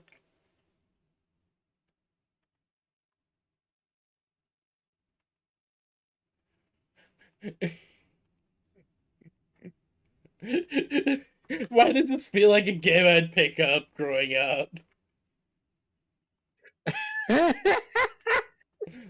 Look how my Okay, I goofy found the that opening. is. Behold. This is the opening. Watch this video. Okay, okay. I need to mute the stream for a moment so I don't accidentally fucking DMCA myself.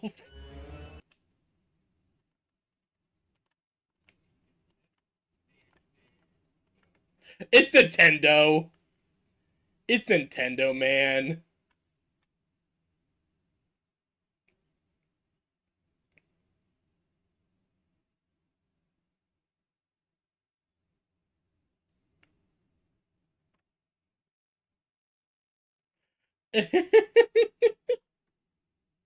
Oh.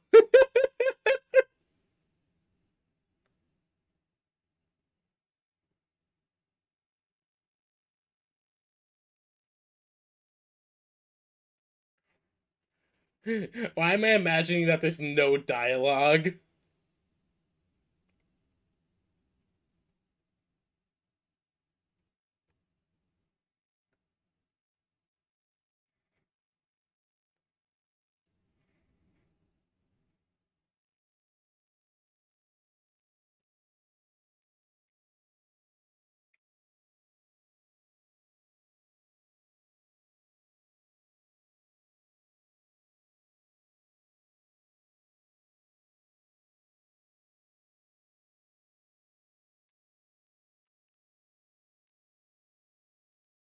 His boss is named B Nilly Boss.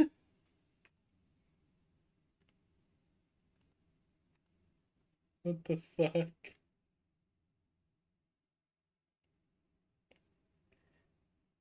Why is that robot wearing a suicide vest?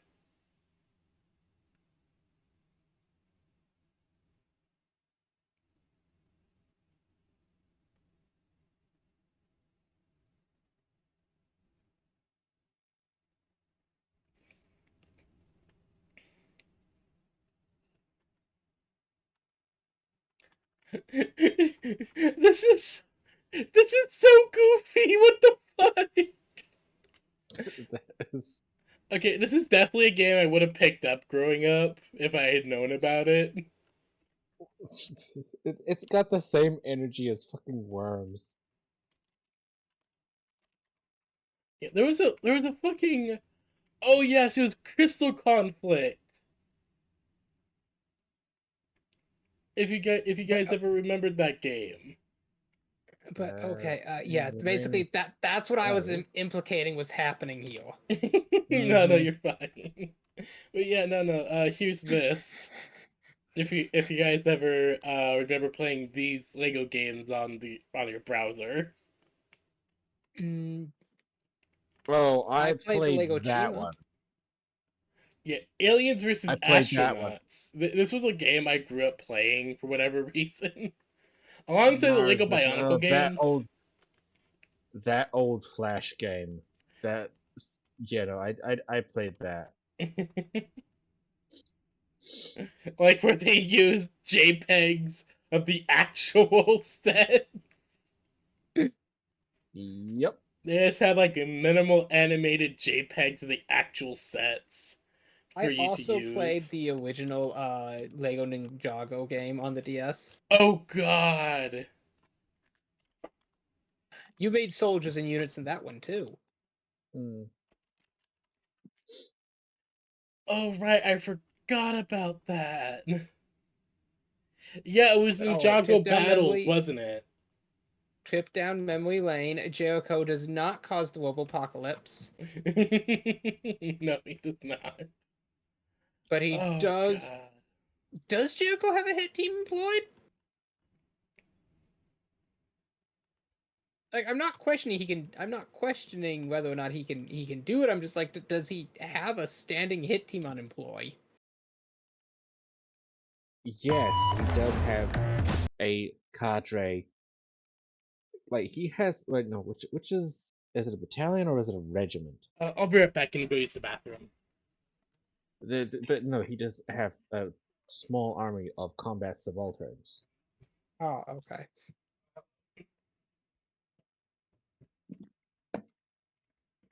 But yes, do not worry. Lywell has every intention of helping clean up the mistakes she made as soon as, she has some spare time to do it.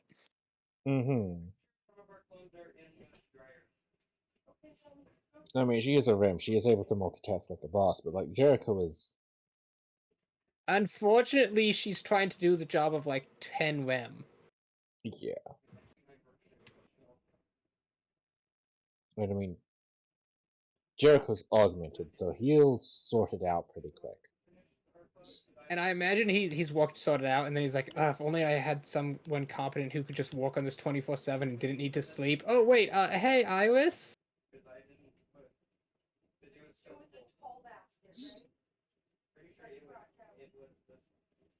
I mean, there is likely that at some point. Being an AI herself, she can just be like, sure, I can handle a bunch of this.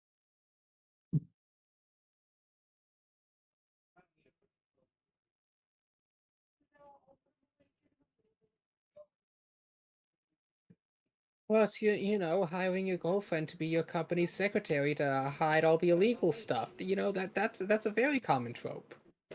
Yeah, except Jericho isn't actually doing anything technically illegal. I said evil stuff. What did I say? Illegal? Oh, you said illegal. Oh, I meant evil. Oh yeah, no, I'm not denying that there's going to be some evil stuff going on in there. And someone in the future is like, you unethical monster, and he's like, unethical? I may be evil, but I'm not unethical. How dare you?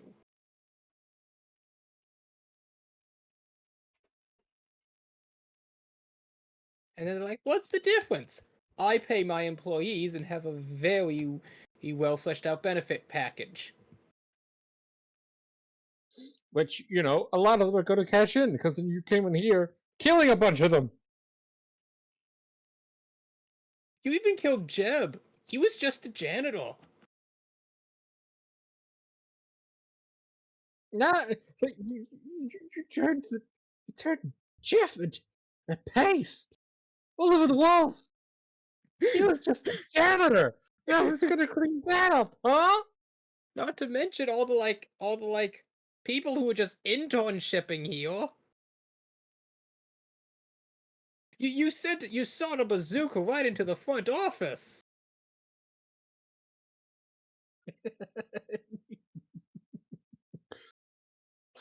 Like Jericho just absolutely making these guys feel like the bad guys. While fully knowing he is indeed the badder guy here. While also knowing that technically he is the greater evil because he is the corporate evil. Hello, I'm back. But of course, also knowing that evil is entirely concentrated in him singularly, and that after making them feel real bad, they're probably going to give up. Okay, what's going on? Oh, we're just talking we're- about the future of Hellfire. Yeah.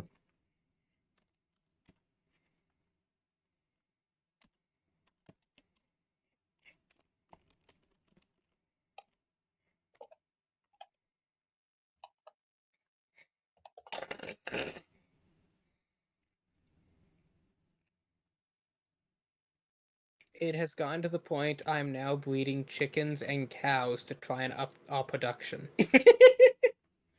Oh dear God. Okay, I just looked up one of my favorite games growing up. Like to see what a copy of it would cost. Uh-huh. Mm-hmm. A copy of Dragon Quest VI, Realms of Revelation, is over $160. Oof. Damn. I was given this game as a birthday present. I remember playing the shit out of it. Unfortunately, my DSi broke down before I could finish the game. Well, I technically Mm, did beat the main story, but I was doing all the post content still. mm. No, it's still sad when that happens. I know, Mhm. right? It's just like I'm trying to beat all the post game content. And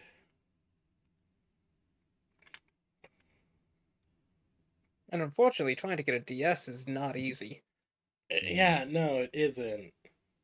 I was like thinking, oh, I could probably send in my old DS and do like a repair shop and probably get it fixed up. But no, it's just I don't even know where it is anymore. I'd have to go digging through all my stuff, and maybe I could free find my old game copy, but even then, that's a bit of a lost cause. Thing's probably useless at this point. It's been like years since I thought about it. But I mean, if you can find the cartridge, it's probably still fine. Yeah, probably. Oh This is another one of those events where I wish I could just let you use my 3DS XL. my god, yes. Actually, hold on, let me go look up something. Oh, yep, no. Yeah, it'd be one of those moments because I'm looking it up right now. Even if I wanted to get like a DSi, which is what I used back in the day, it Mhm. cost me like $130 to get one refurbished. Oof.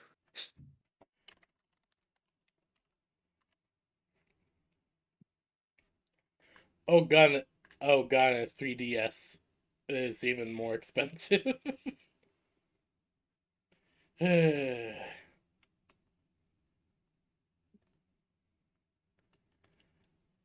The difficulty of upkeeping an old hobby like this. Mm, Anyways, where were we? So Lywell would pause and think about it for a moment. So, if they did adapt themselves biologically to dwell in the Vale, what do you imagine they would have gone about it? Honestly, I do not fully know. Honestly, I do not fully know. Probably something to do with exposure to Veil in some way. Most likely introducing some kind of genetic operation that'll essentially allow us to mutate into Veil Angels.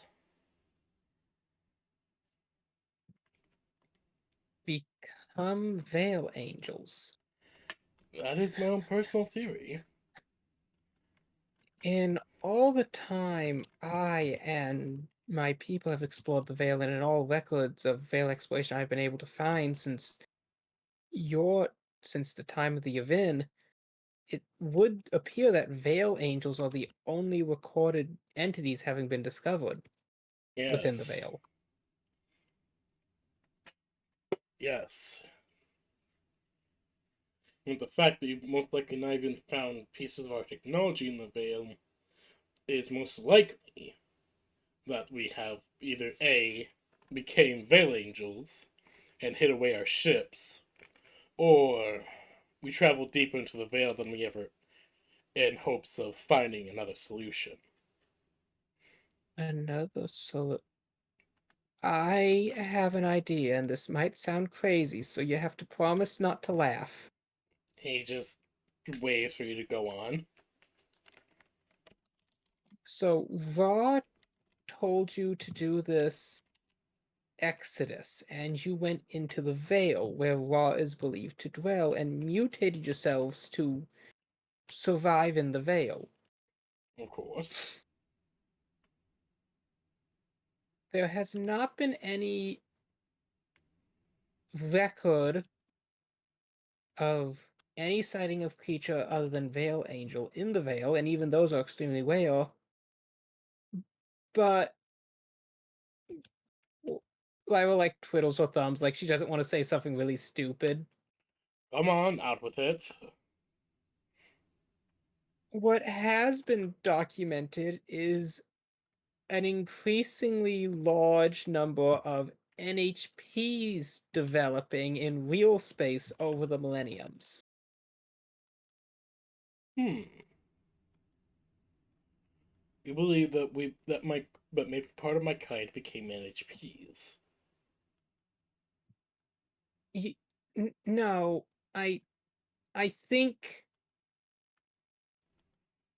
what might have been happening is with your technological superiority and your biomutations and your attempts to preserve your people's vast intelligence, you would have tried to acclimate yourself to the Veil while incorporating whatever technologies you had left for that process, and perhaps encountering Ra there and being altered in some way? I'm not really sure. This idea is not very well thought out, but Your idea? NHPs are intelligent, and they're made of code. And while they aren't really born with a sense of selves right away, they are born with vast binary logic to them. Hmm. I almost wonder if maybe not your people turned themselves into NHPs, but that by existing in the Veil for so long, you were changed, or an echo of your consciousness imprinted upon the Veil. And that became what you understand as NHPs, and we understand as children of Ra. From my understanding of the timeline, you first breached the Veil before discovering Millie. Yes, from my own And that understanding as well. And from my understanding of the timelines, it would have been shortly after encountering the Veil that you encountered Ra, or whether he gave you this directive. Yes, he gave us his rules.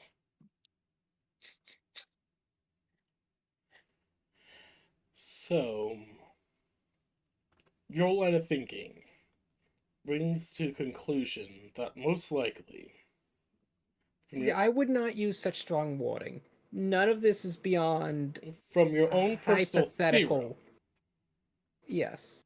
your own personal Hypothesis. theory, a hypothesis, yes, your own personal hypothesis, there is perhaps circumstantial at best evidence that my people in some way have become NHPs, or at least some fragment of them.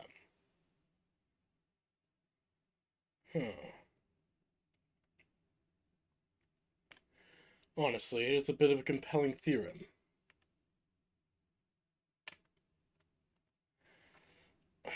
Though, like I said, the evidence is circumstantial at best.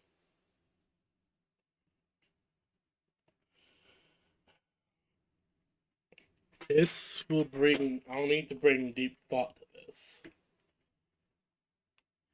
Do not think yourself a crackpot for thinking this. You're merely letting your mind go into places where it believes evidence lies.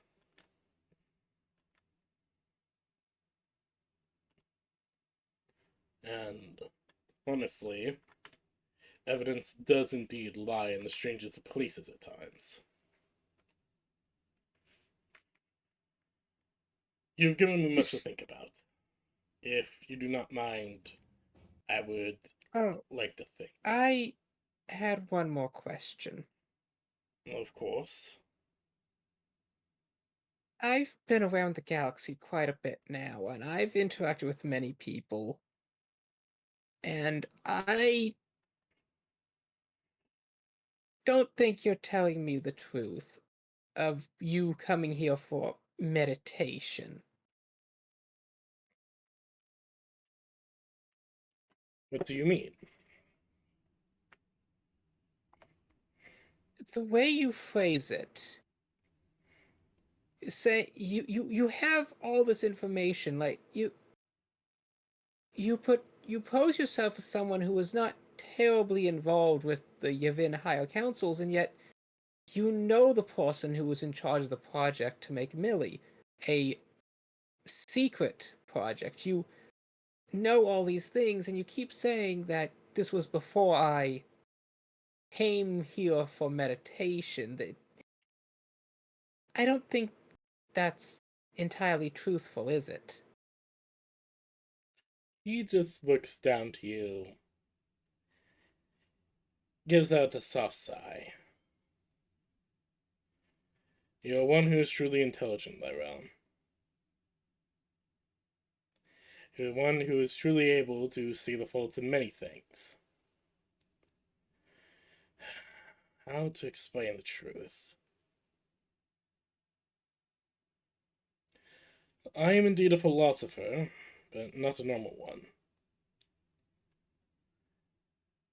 I am, in essence, or was, the royal regent of the Yavin Council.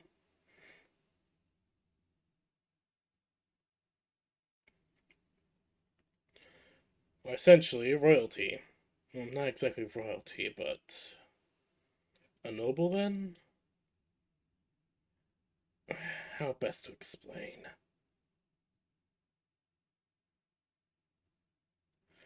Essentially, I was essentially royalty for the Yavin Council that would delegate in such matters regarding major decisions like this. I suppose another term would be emperor? No, that isn't correct.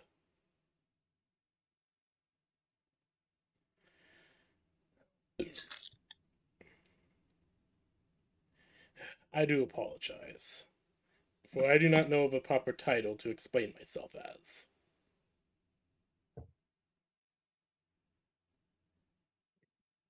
Lyrell slowly nods. I did not explain this at first because I did not think it pertinent. And I feared it would make you scared. Mm-hmm.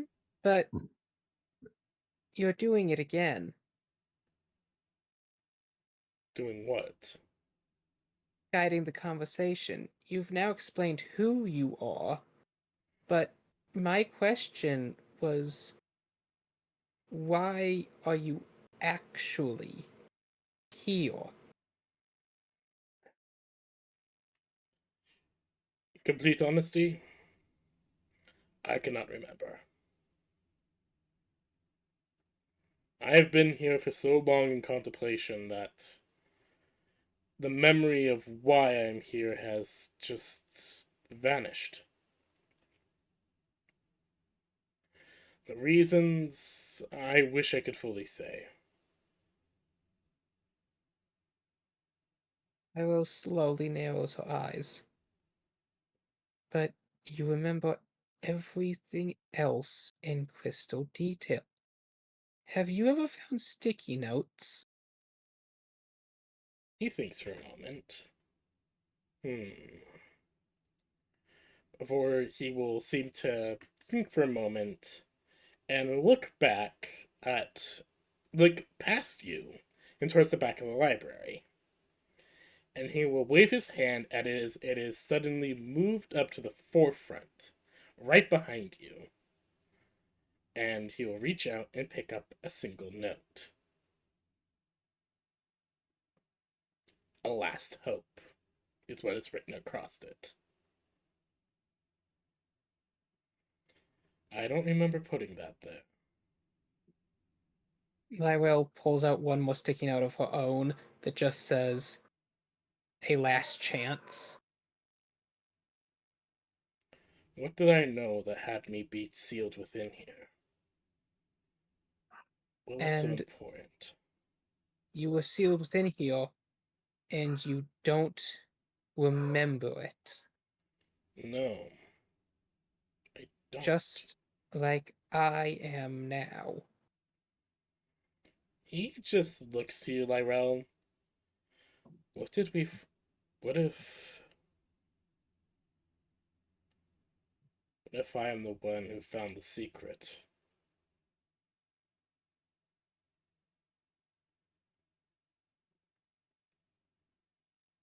As he just kind of like sits back in the chair, putting a hand to his head. Lywell also just kind of putting her head in her hands. The curse of knowledge is something that some are not ready to bear. I fear neither of us are ready to bear the curse that this knowledge brings. I just wish we knew what it was. Perhaps he just gestures around. I can search this old library.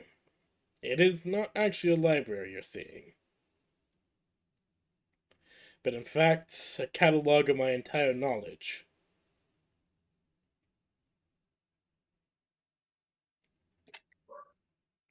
As he just gestures around the nearly infinite looking library.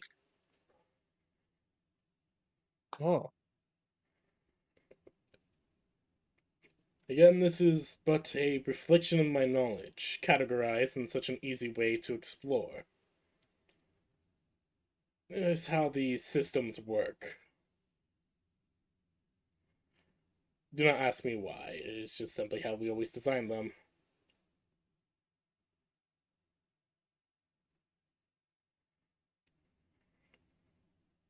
I will slowly nod. I get it. So, perhaps I shall search this library for a truth. Perhaps more of these sticky notes. Perhaps with me now being aware of their existence, I can find more. I suppose in this place, I am protected from Ra. Or maybe... I don't know. Do come and visit me again, will you? Lywell nods. I will. A final hope and a final chance. I wonder what it fully means.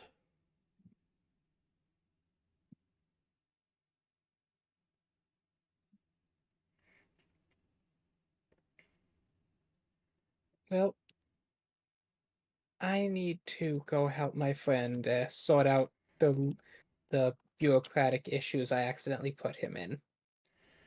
Right, right. And I will search this infinite library. I'll try to check back in more frequently. Maybe next time we can have soft tacos. Soft tacos? It's an important part of being a friend that you take each other out for soft tacos. So it doesn't have to be soft tacos. It could be like coffee or tea or sushi. You will have to let me check your mind for some of these for some of these delicacies then. For I do not have much concept of these things.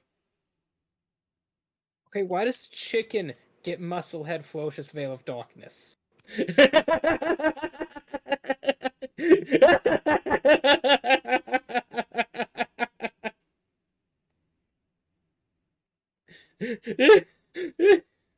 Why does the chicken get perfect combat stats? Okay, I feel like that's a Indeed. good place to leave off for now. Perfect time for me to end there so I can go and get lunch. Yes. Okay. I feel like I managed to crack something open there. Oh no, you did. You did. It- Congratulations. It felt off to me this way the guy just kept saying, before I was here to meditate and how he seemed to know so much but portray himself as such minor. I felt like there's something else here, and so I poked at it. Congratulations, you met the Lord Regent of the Yavin. Oh. That is essentially his title. That is what it's best translating to. I will. The last thing that happens, I will exit the cube and immediately call Jericho. I was like, Jericho, Jericho, Jericho, Jericho. What? I met the king of the Yavin. So that's who you got in the box, huh? Uh-huh. Doesn't that mean this is technically the second time you've met him? Nuh-uh, cause he was using a secret identity the first time. So, little bit of detail, Slayer. He is indeed a philosopher. It is, Yeah, uh-huh. I was just excited. yeah, no. He is indeed a philosopher. He isn't lying about that fact. He was mostly lying about his identity, mostly because he didn't really originally think it pertinent.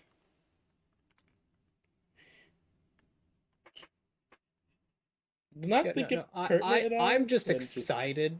Like I figured stuff out.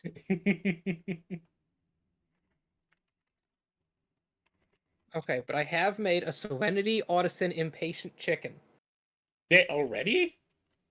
Serenity gives well, the incubation period for a chicken egg is 3 minutes. Oh right, keep forgetting that fact. So Serenity active skill cooldown 30%. Impatient active skill cooldown 15%. Artisan walk speed plus 50%.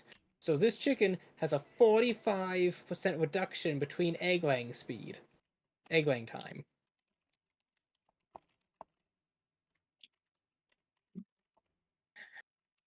And if I just breed up enough chickens to then throw them into the grinder to get this chicken's egg laying stat up to max, that'll increase its egg laying time. That'll basically give it an 80%. So I should be able to get this chicken to have a 125% reduction to egg laying time.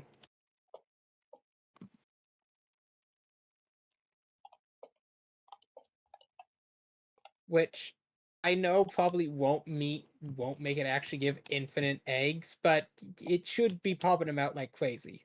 Yeah.